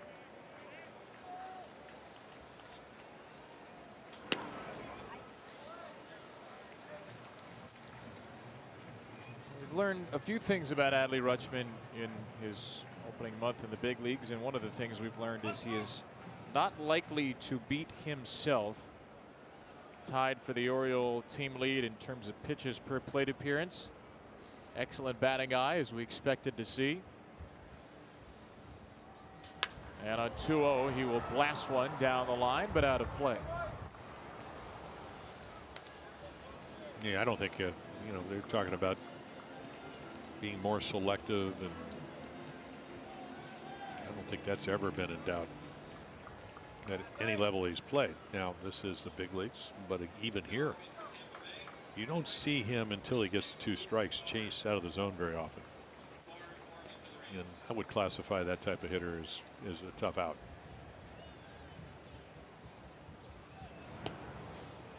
Got the corner 2-2.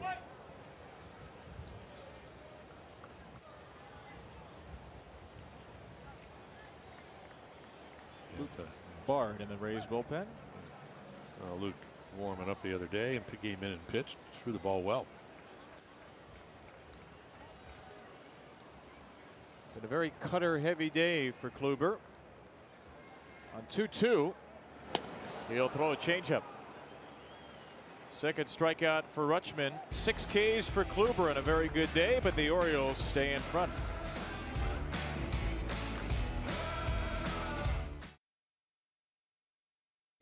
Nats win, finally beat the Phillies. Yankees are up again on the Blue Jays. Red Sox are up, and so are the Tigers. Those are the MLB scores. Hey, Dad. Happy Father's Day. What a surprise day. You got me. O's Extra presented by PNC after the game. Anthony Santander with a first inning home run, a bomb. Defensive gems by the Orioles keeping them in this game. We'll take a look at those. And Jim Palmer will take a look at a magnificent bullpen day by the Orioles. That dude, Kevin Brown, and Hall of Famer Jim Palmer now. O's Extra after the game. And Rob, a great job by you keeping the composure there. What a sweet message that was. That is awesome stuff. A happy Father's Day to everybody celebrating out there. And Felix Bautista, one of the fathers on the Oriole team, he will appear and look to continue what's been a superb stretch of late. Yeah, he's really been exceptional. You know, a great arm, 3 pitches, slider, split. You can see right there, 0, and there's the splitter right there. Bottom drops out. Came in and struck out the side the other night. So strike throwing her, I think that's surprising everybody. 6'8", and did throw it over 100 miles per hour at 101.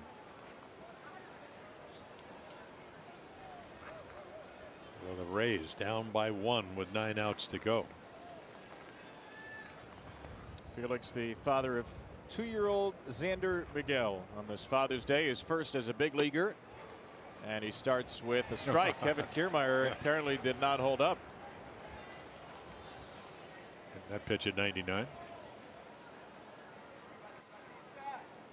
Mike Baumann an inning, 2 hits and a strikeout.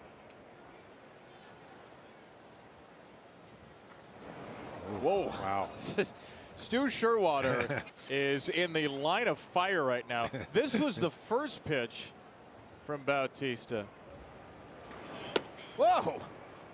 And then this is the second.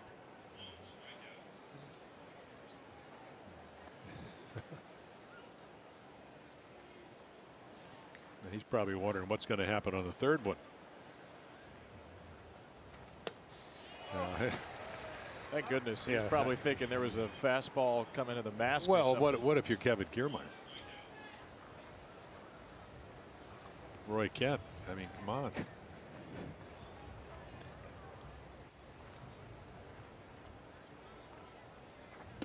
You know, in the field, I was thinking about this yesterday. You compared him to Roy Kent from Ted Lasso. You know, the chant for Roy Kent is part of which we could say on the air. He's there, he's everywhere.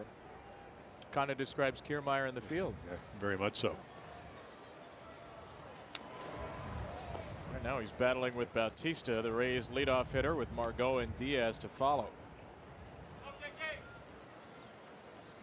Yeah, I don't know how healthy he is again with the calf and the Achilles problem, but if he does get on, usually exceptional speed.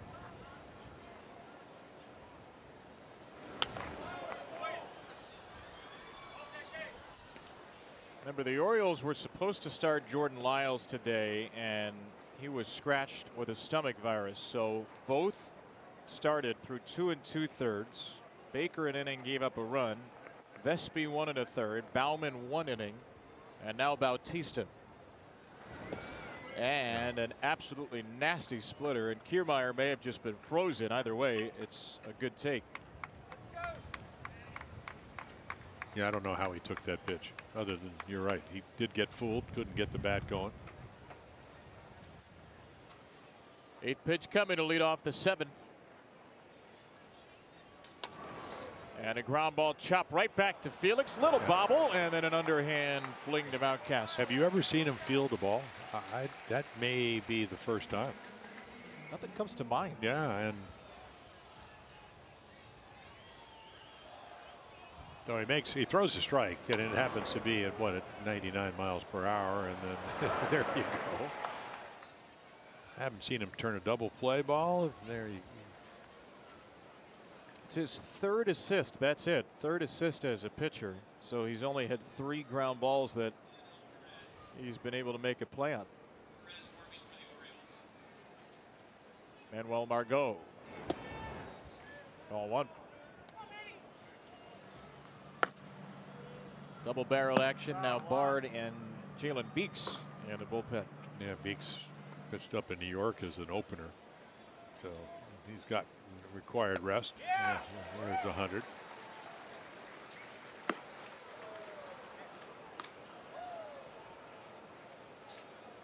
Maybe 97, 98 behind him. The left arm of Ciano Perez, G-Man Choi, and a couple of batters.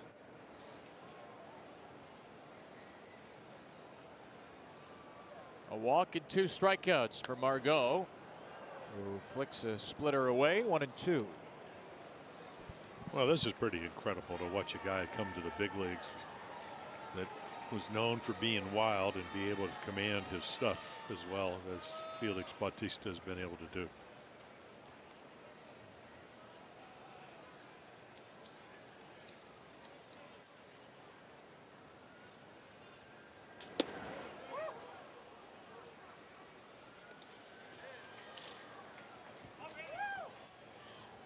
.26 years old in his major league rookie year.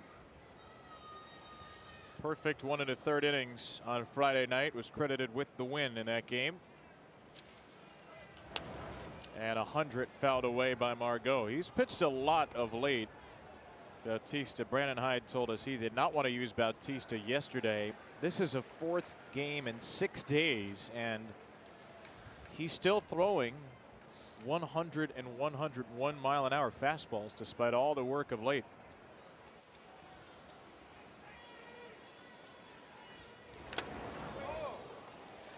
Yeah. What an effort that was by Hadley.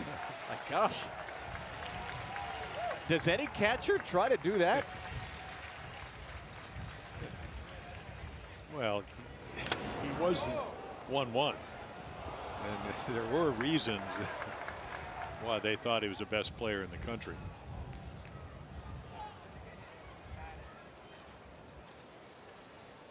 Sounded like it hit the mask. I don't know if it got the mask or the glove. Either way, Hadley was not going to let it fall without a shot. Behind the plate for a shutout on Friday. 4 pitchers combined on that. 5 pitchers have combined to allow 1 run today. They have loved having Adley Rutschman as a target. Yep. That's a called 3rd strike with a high splitter. Yeah, probably not where you want to throw it unless Margot thinks it's high, which it wasn't, and then you get the call. You know, he's been so much better as far as getting it down in the zone. This time you can see him split the fingers.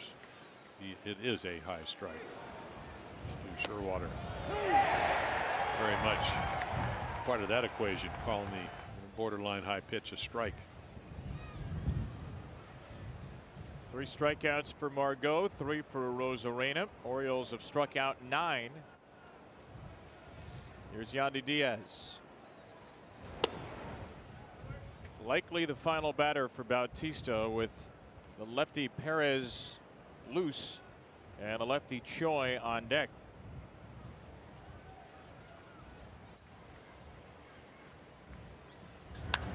In the air to center field from Diaz, well hit, but knocked down by the wind, and Mullins has room, ending a 1-2-3 seventh. Nice catch. Hung on to the drink in the left hand and the baseball in the right. Now that's a Father's Day gift.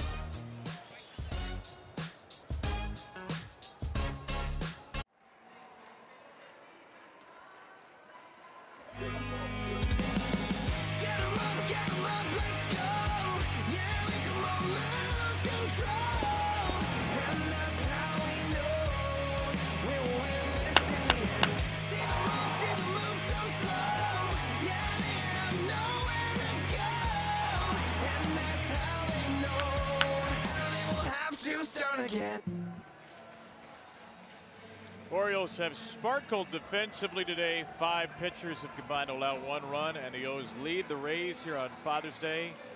Kevin Brown, Jim Palmer back with you. Could be another 1-run win for the Orioles, and they have made a habit of that against these Rays, trying to win a 2nd straight series against Tampa Bay. Well, it's kind of what you think of if you're going to beat the Rays. They win on Friday night 1-0. 2 really good defensive plays, one by Rutschman throwing out the attempted steal, and then Santander throwing out Joy trying to stretch a single into a double. And today, 2 outstanding defensive plays and just enough hitting. They've been out hit 7-4 so far. So again, Kluber, you know what? First pitch fastball to Santander for a home run, and then McKenna gets a breaking ball for a base hit, and Mullins hits a double, and that's all he gives up. Once again, very Corey Kluber-like. 92 pitches, and again tons of strikes. And the Orioles don't get a lot of runs, but so far, because of great pitching, lead it 2-1. Luke Bard, we saw him on Friday night, came in and pitched an inning. So again, first 3 appearances, 4 innings. They have been scoreless. Rays, pretty good fastball. 94-95 the other night. And a twilight game. It started at 6:05 because of the concert. Well, because of the concert, you have deemed some pitches flow right at fastballs. Yeah. And Luke Bard is in the 100th percentile for fastball spin rate. So there you have it. Pitch that appears to rise as much as any fastball in the game. Going to Rougned Odor, and there is that fastball, hoppy fastball out of the hand. And well, they're hoping it hops right out of the strike zone. Rougned does not walk a lot. Very aggressive hitter. Low ball hitter versus balls up in the zone. But now you got to throw a strike. Probably more hittable. Not even close. Fastball is not exactly flatlining in the zone right now. 12 walks on the year, 59 games for Odor, but 1 ball away from a leadoff walk here in the 7th. And he swings away on 3-0, and he pops it up. I don't like that. I mean, I don't like the result, but I just don't. You got a guy who comes into the game, he's 3-0, opens up holes. Probably going to get as good a pitch to hit 3-1 as he did 3-0. So you let him get right back into the inning. That's my call on that. But maybe the numbers show that he's a great 3-0 hitter.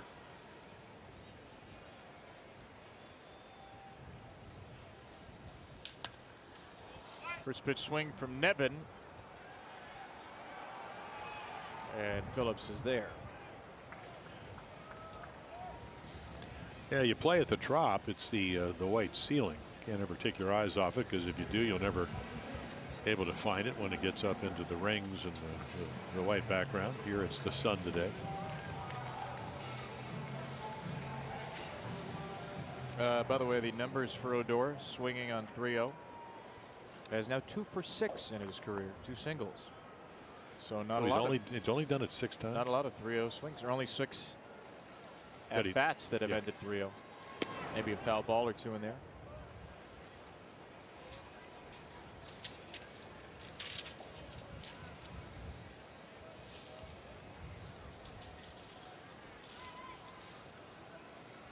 Two flyouts. Here's McKenna. And a breaking ball grounded to third. 7 pitches. And a 1-2-3 inning.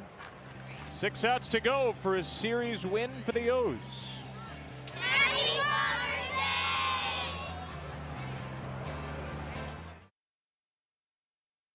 Day! Today's T-Mobile coverage cam.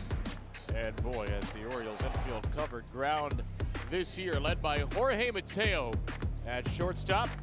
One of the best defensive shortstops in baseball. Another fabulous day. This one right off the bag at second base in a 4th inning where Mateo made 2 great plays. And in this one, the play of the game, the pond skipper from Rougned Odor, Jim, falling away to save a run with 2 outs. Pond skimmer? Yeah, the pond skipper. I understand. Rock. Yeah. We're up at Lake Barrington in New Hampshire. Sure. And we're skimming rocks. That in the relay play. You know, the McKenna to Odor to Rutschman at home plate. That saved a run. See now Perez comes in to a 99-mile-per-hour fastball. I'm kind of wondering, okay, is the wind blowing in or is the gun maybe a little faster? Velocity has gone up dramatically. Or maybe the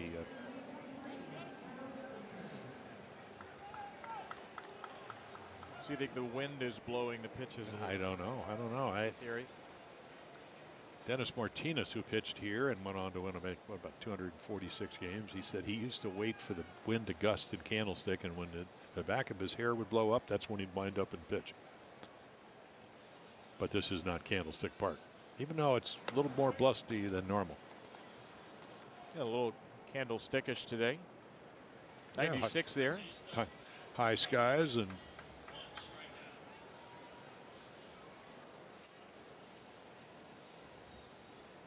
pinch hitter is Harold Ramirez batting for Choi, and Perez with a fastball by him. So the Rays removed Choi, who's been maybe their best hitter of the year, to get the platoon advantage with Ramirez. 3 for 7 in the series. 2-run double yesterday, and the game-winning sacrifice fly in the ninth. Yeah, 3 RBIs. And there's another one on a hanging breaking ball that stays up. So a good move by Kevin Cash. Tampa Bay with a leadoff runner on in the 8th.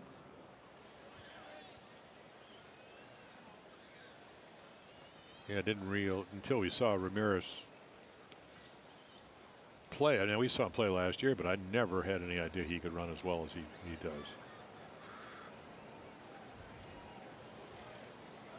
And there is G-Man Choi.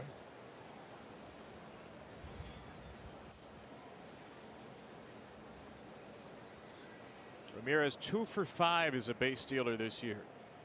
He is on as Arozarena takes ball 1 from Perez, who pitched on Friday night. Singles allowed to Walls and Margot, struck out Brujan. He is the 6th Oriole pitcher in this bullpen game. Orioles bullpen picking up Jordan Lyles. He's not available today with a stomach virus. This ball blasted to right. McKenna with room at the warning track will put it away. He'll throw to first on Ramirez, and throw's not going to make it in time, but a good play by Ryan right in front of the grounds crew area. Yeah, once again, the wind's blowing. We don't know. It appeared that he hit that ball well. A big swing. Again, he's hit 11 lifetime home runs against the Orioles, and McKenna makes it look easy. Ball either gets knocked down or just doesn't quite get it all. Not an easy day to catch fly balls.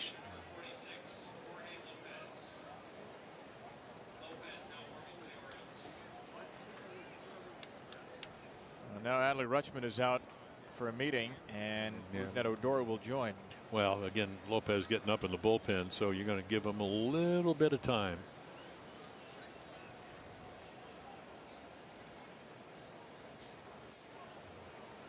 And there is Jorge Lopez. What a year he's having. Got his 10th save out of 12 opportunities the other night. Came in and got a 4-out save. So before he leaves, I'm talking to Brian Anderson today, Kevin, and he said he gets in an Uber in Tampa over the offseason. He does the television for the Rays, and he said the driver has like minor league hats on the back shelf of the car. And he said, "What are you, a baseball fan?" He said, "No, my son plays for Cincinnati, and he just got traded to the Orioles." It was CNL Perez's dad. How about that? What are the odds of that happening? No kidding. So he had one of his minor league hats when he played, I don't know, whatever the AAA team is for the Reds. He was up and down. Like, Louisville Bats. Yeah.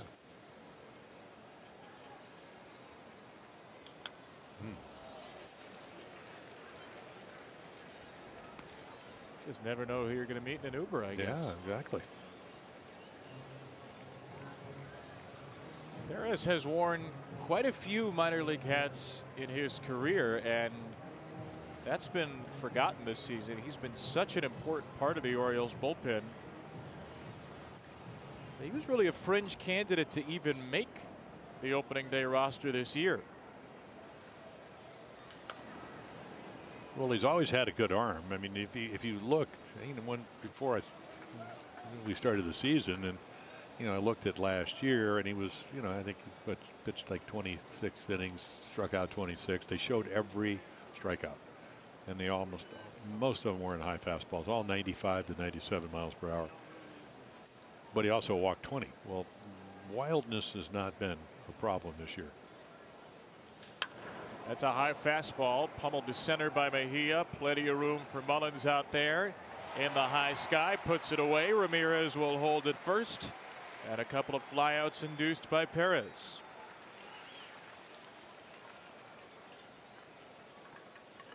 So it looks like probably would be Paredes that's been sitting on the bench, who's a power guy. And I would imagine the minute they announce him, we may see Jorge Lopez. Jalen Beek still up for Tampa Bay, and Brandon Hyde is going to make the move. So Jorge Lopez is going to try for another more than one inning save. That's becoming his specialty, Lopez. And on this Father's Day, Jorge Lopez, father of Mikhail, with son and family here at the game, will try to lock down the final 4 outs.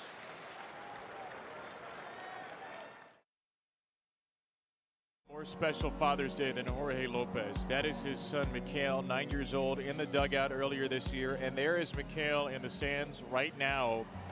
He has had all sorts of health issues in his young life. Jorge's wife Carla there next to Mikhail. And May 31st is the first time that Mikhail had ever cheered on Dad at his home ballpark. Celebrated his 9th birthday with the team a couple of weeks ago in Boston.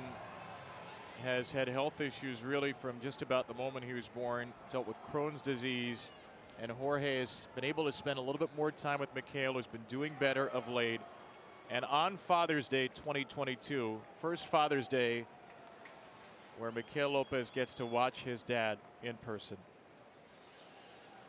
And his dad's got a chance for a 4-out save. And how amazing would that be? Start it with Paredes, and he'll start it with a strike, as Jorge Lopez has started most of his batters this year. Yeah, really good two-seam fastball. We've seen, not that 96 is not getting up there pretty quickly, but we saw him the other night throwing 98. Again, Ramirez is probably not going to steal any bases, but good enough speed to long single, double. He's got slider to go with that curveball he just got over. We saw him throw changeups the other night. He's got, he really does have 4 pitches. He has starter stuff, which we saw, but there'd always seem to be a struggle in the middle innings. Now when you close, you only got to get a hitter out one time.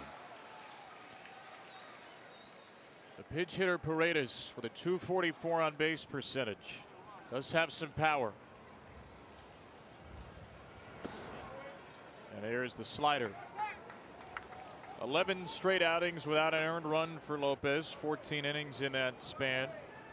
He's not allowed a home run in his last 33 1/3. No pitcher with 33 innings or more, and that's the exact number, 33 for Jorge, has a lower ERA in the big leagues than his 0.82.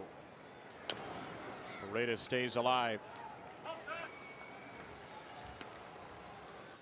Last Oriole pitcher with an ERA this good through the first 28 games of his season, that would be Zach Britton 8 years ago, .76.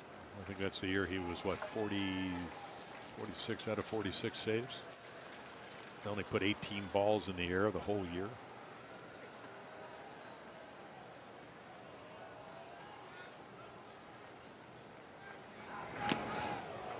Just got a piece. Well, yeah, Paredes, and you're right about he's got big time power.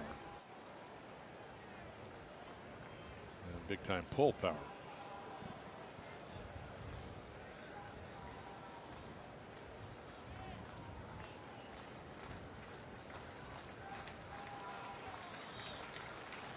McHale's hoping for a strikeout. His dad picked up 4 of them on Friday. Uh-oh. Called a balk, call yeah, here? Yes, yeah. it's a balk by C.B. Buckner, the second base umpire. Yeah, but he out quickly. See, he stepped off. Now, he did start his windup. He's saying you didn't step off, but it looked to me that he did. And I don't think you can challenge this. Should be. Okay, so does he start his windup? No, he started. Yeah, that's a balk. You can say whatever you want, but you cannot bring your hands up without stepping off. If you step, the right foot's got to move before the hands did. So very unfortunate. Unless, of course, he gets him out.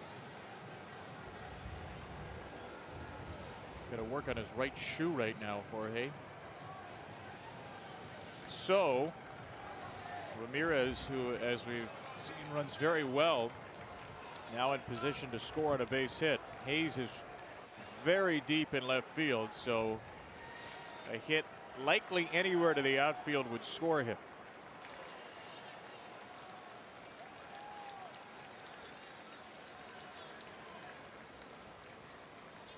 One, two. Yeah, and there's 98 again. Yeah, that's the way the bigger left field plays here. It used to be, because right field's still very intimate. Same with center. It's harder to sometimes score on base hits with a runner at second, and especially go first to third. Those days in left field are over. It's immense.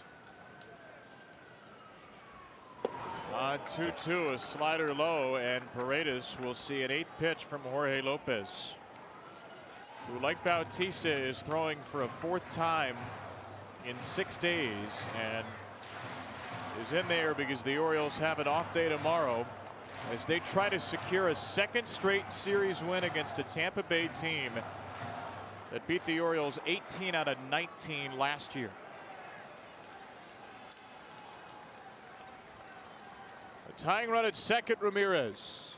The pinch hitter Paredes against Lopez on 3-2. In the air, right side, a late break for McKenna. He is there, and the inning is over.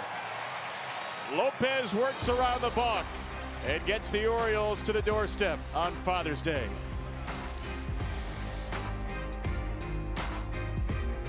Telecast is presented by authority of the Orioles and may not be reproduced or retransmitted in any form. The accounts and descriptions of this game may not be disseminated without the express written consent of the Orioles.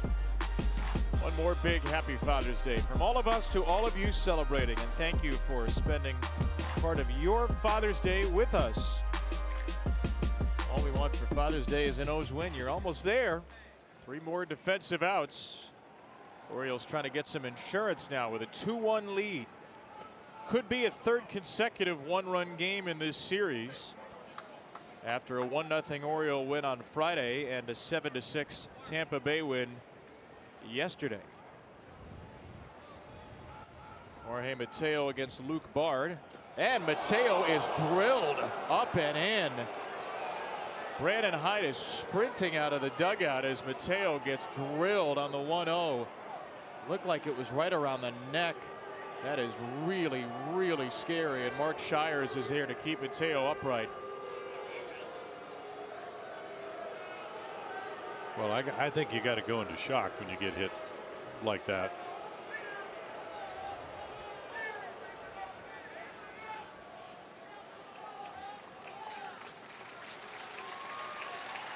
I mean, just the fact that that even happens. You know, Bard doesn't want to throw a ball that close to the head.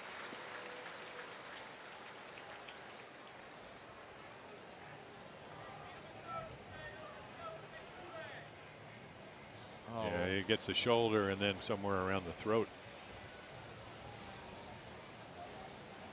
Watch Yandy Diaz's reaction here. Yeah, that was our reaction too, and probably many of you watching at home.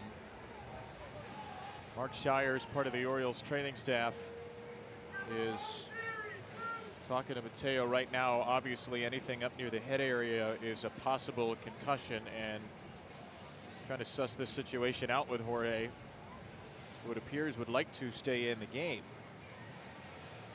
Well, they probably go through the concussion protocols, which is what they always do. And it does wear that flap, so but it glanced off the shoulder and then hit him underneath that. So everybody pleased that you can see him hitting him right in the side of the left neck. Mateo will stay in. He is standing next to the new first baseman Paredes and Ramirez, who also pitch it into the game in right. Wow. Hopefully there's nothing lingering from that, and thank goodness Jorge is able to stay in this game. Who knows? Maybe he'll go ahead and try to steal now as he dives back in head first.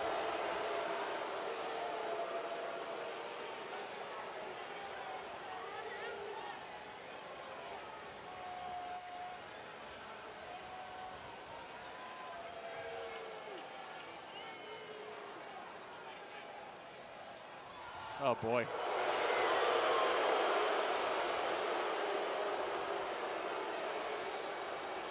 And look, this is one of the best base stealers in the league. Well, he's only Teams doing throw what over all the time. Yeah, he's only doing what he's supposed to do, which is not give him a running lead, and he's got a pretty substantial lead over there. There he goes.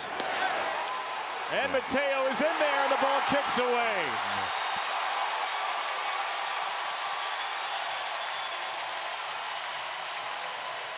Well, doing what he does best.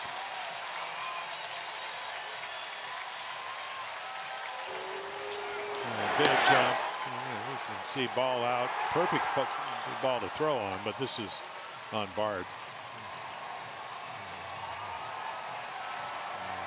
Heads up, looking to see if it went into center field.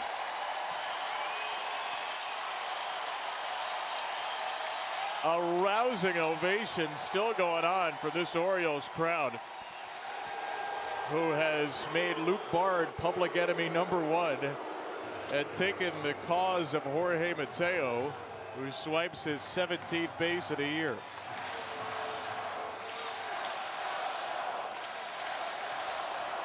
And now 2-0 to Mullins. 1-1, beg your pardon. Man, that juiced this crowd of 23,004 to a second life.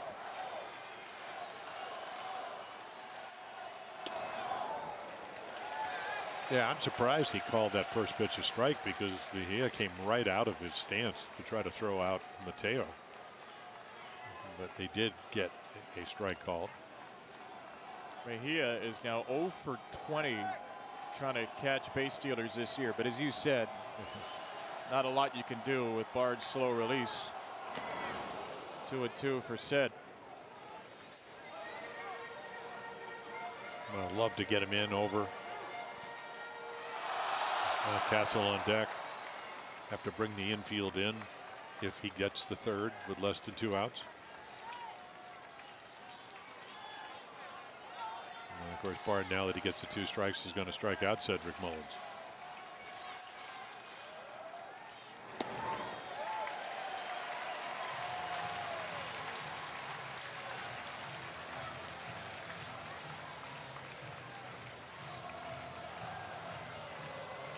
Rays will overshift for the 3-2. Walls moving to the right side.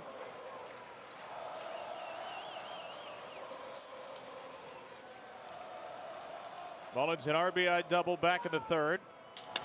And a ground ball here, grabbed by Brujan. He'll go to first. Mateo with a late break to third. He is out at third. Waited to see if the ball was caught or not, and then broke very late, and the Rays turn an odd 4-3-5 double play. Yeah, heads up. Paredes, who came in, pinch hit, and then goes in for defense for Choi. Well, I don't know if he didn't get a read, thinks the ball is going to be in the air. There's your out, and there's the throw from Paredes and the tag. Brujan thinking he's going to run, and then look at that throw. Well, you've seen a lot of really good defensive baseball today in a 2-1 game.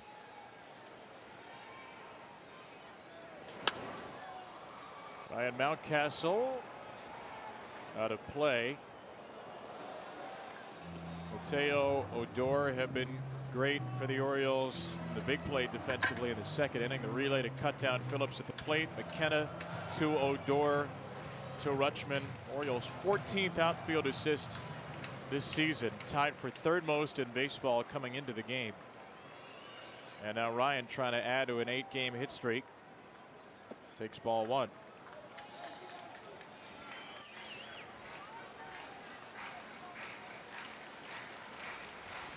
Only 4 Oriole hits, only 1 Oriole walk, plus a hit by pitch.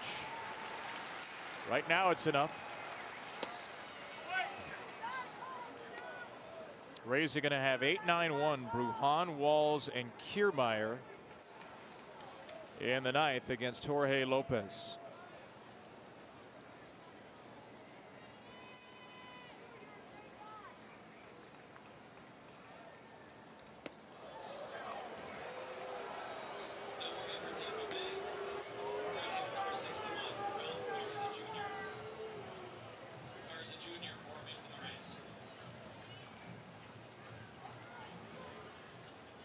Castle trying to give Santander, the first inning home run hitter, one more at bat, but he will not.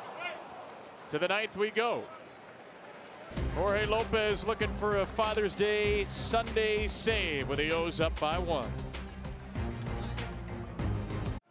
He and the Orioles have been excellent defensively once again.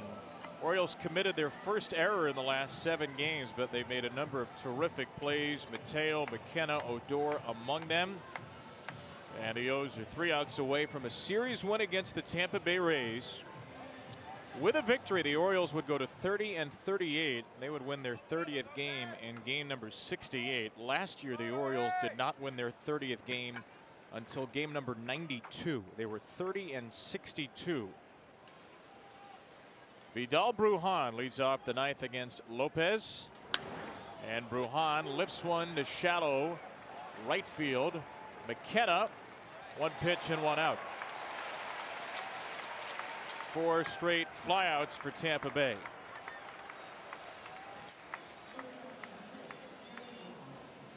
Yeah, the Orioles will go down right before the All-Star break to Tampa, and when they go, you'll see a little different lineup for the Rays. You'll see Wander Franco back. I'm not sure if you're going to see Brandon Lau hit 39 home runs for him. Like you said, they're going to try the Botox injections on Mike Zunino. It doesn't matter who's playing, though. You want to beat him. Jorge Lopez going right after him.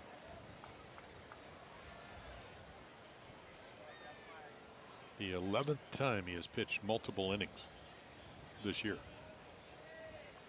It could be his 6th multi-inning save. Taylor Walls off the end of the bat. Left center field. Hayes and Mullins there. Austin the catch. 1 more out to get.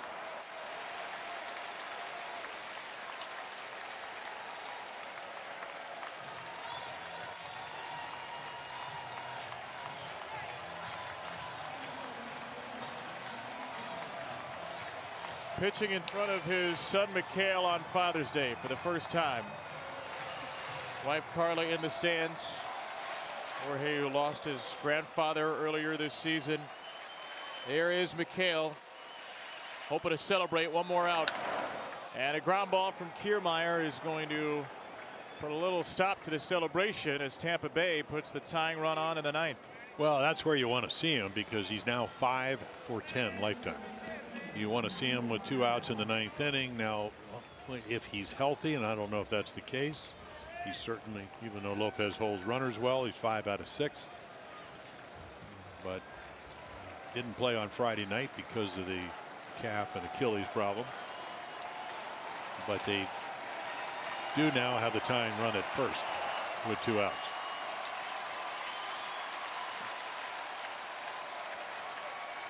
And Manuel Margot, one of Tampa Bay's best hitters, at the plate.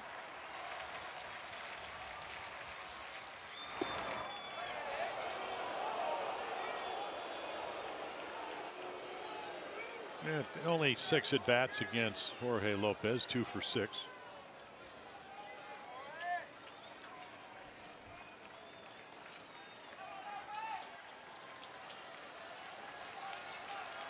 One walk, 3 strikeouts for Margot today. Lopez on 1-0. Right back to him. A Father's Day he'll never forget. Jorge Lopez shuts the door with McHale watching and cheering. And the Orioles have won their 2nd straight series against Tampa Bay. 2-1 the final as Lopez seals a pair of 1-run wins. And after a 1-18 record against Tampa Bay in 2021, the O's are 4-5 against the defending division champs. McHale loving every single second of his dad picking up his 9th, making his 11th save of the year. Yeah, 11 out of 13. Yeah, I tell you what, 96-7. 2-seamer down and in. Not much that right-handed hitters can do with it. And then, of course, the minute you throw it, you become a defender. And he does to end the game.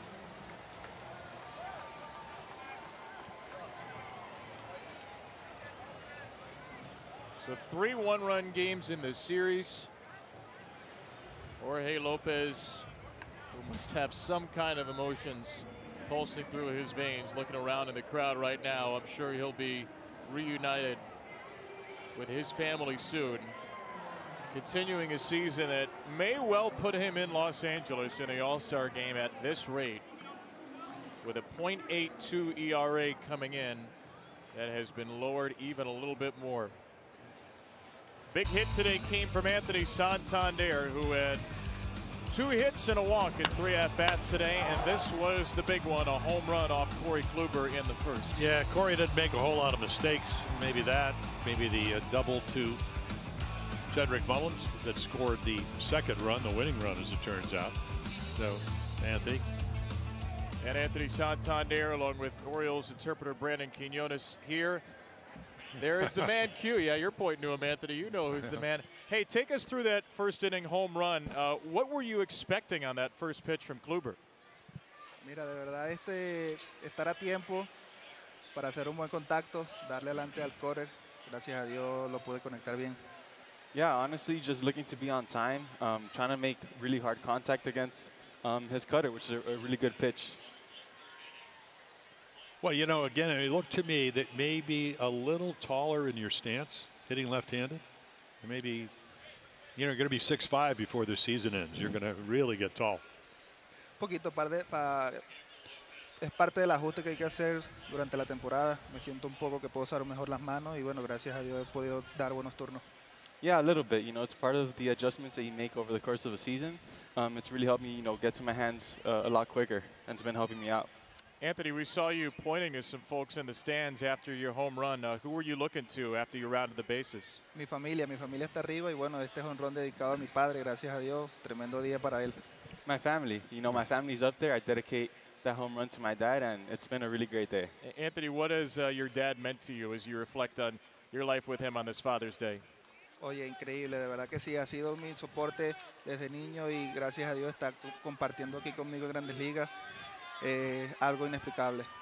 He's been incredible. He's been supporting me since I was a little kid, and to be celebrating with him now here in the major leagues, it's been a dream come true.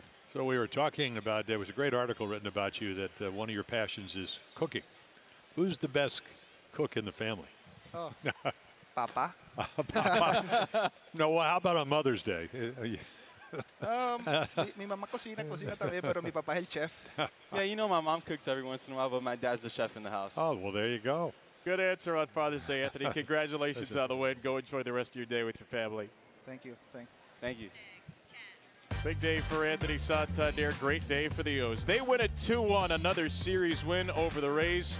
We'll be back to Oriole Park after this.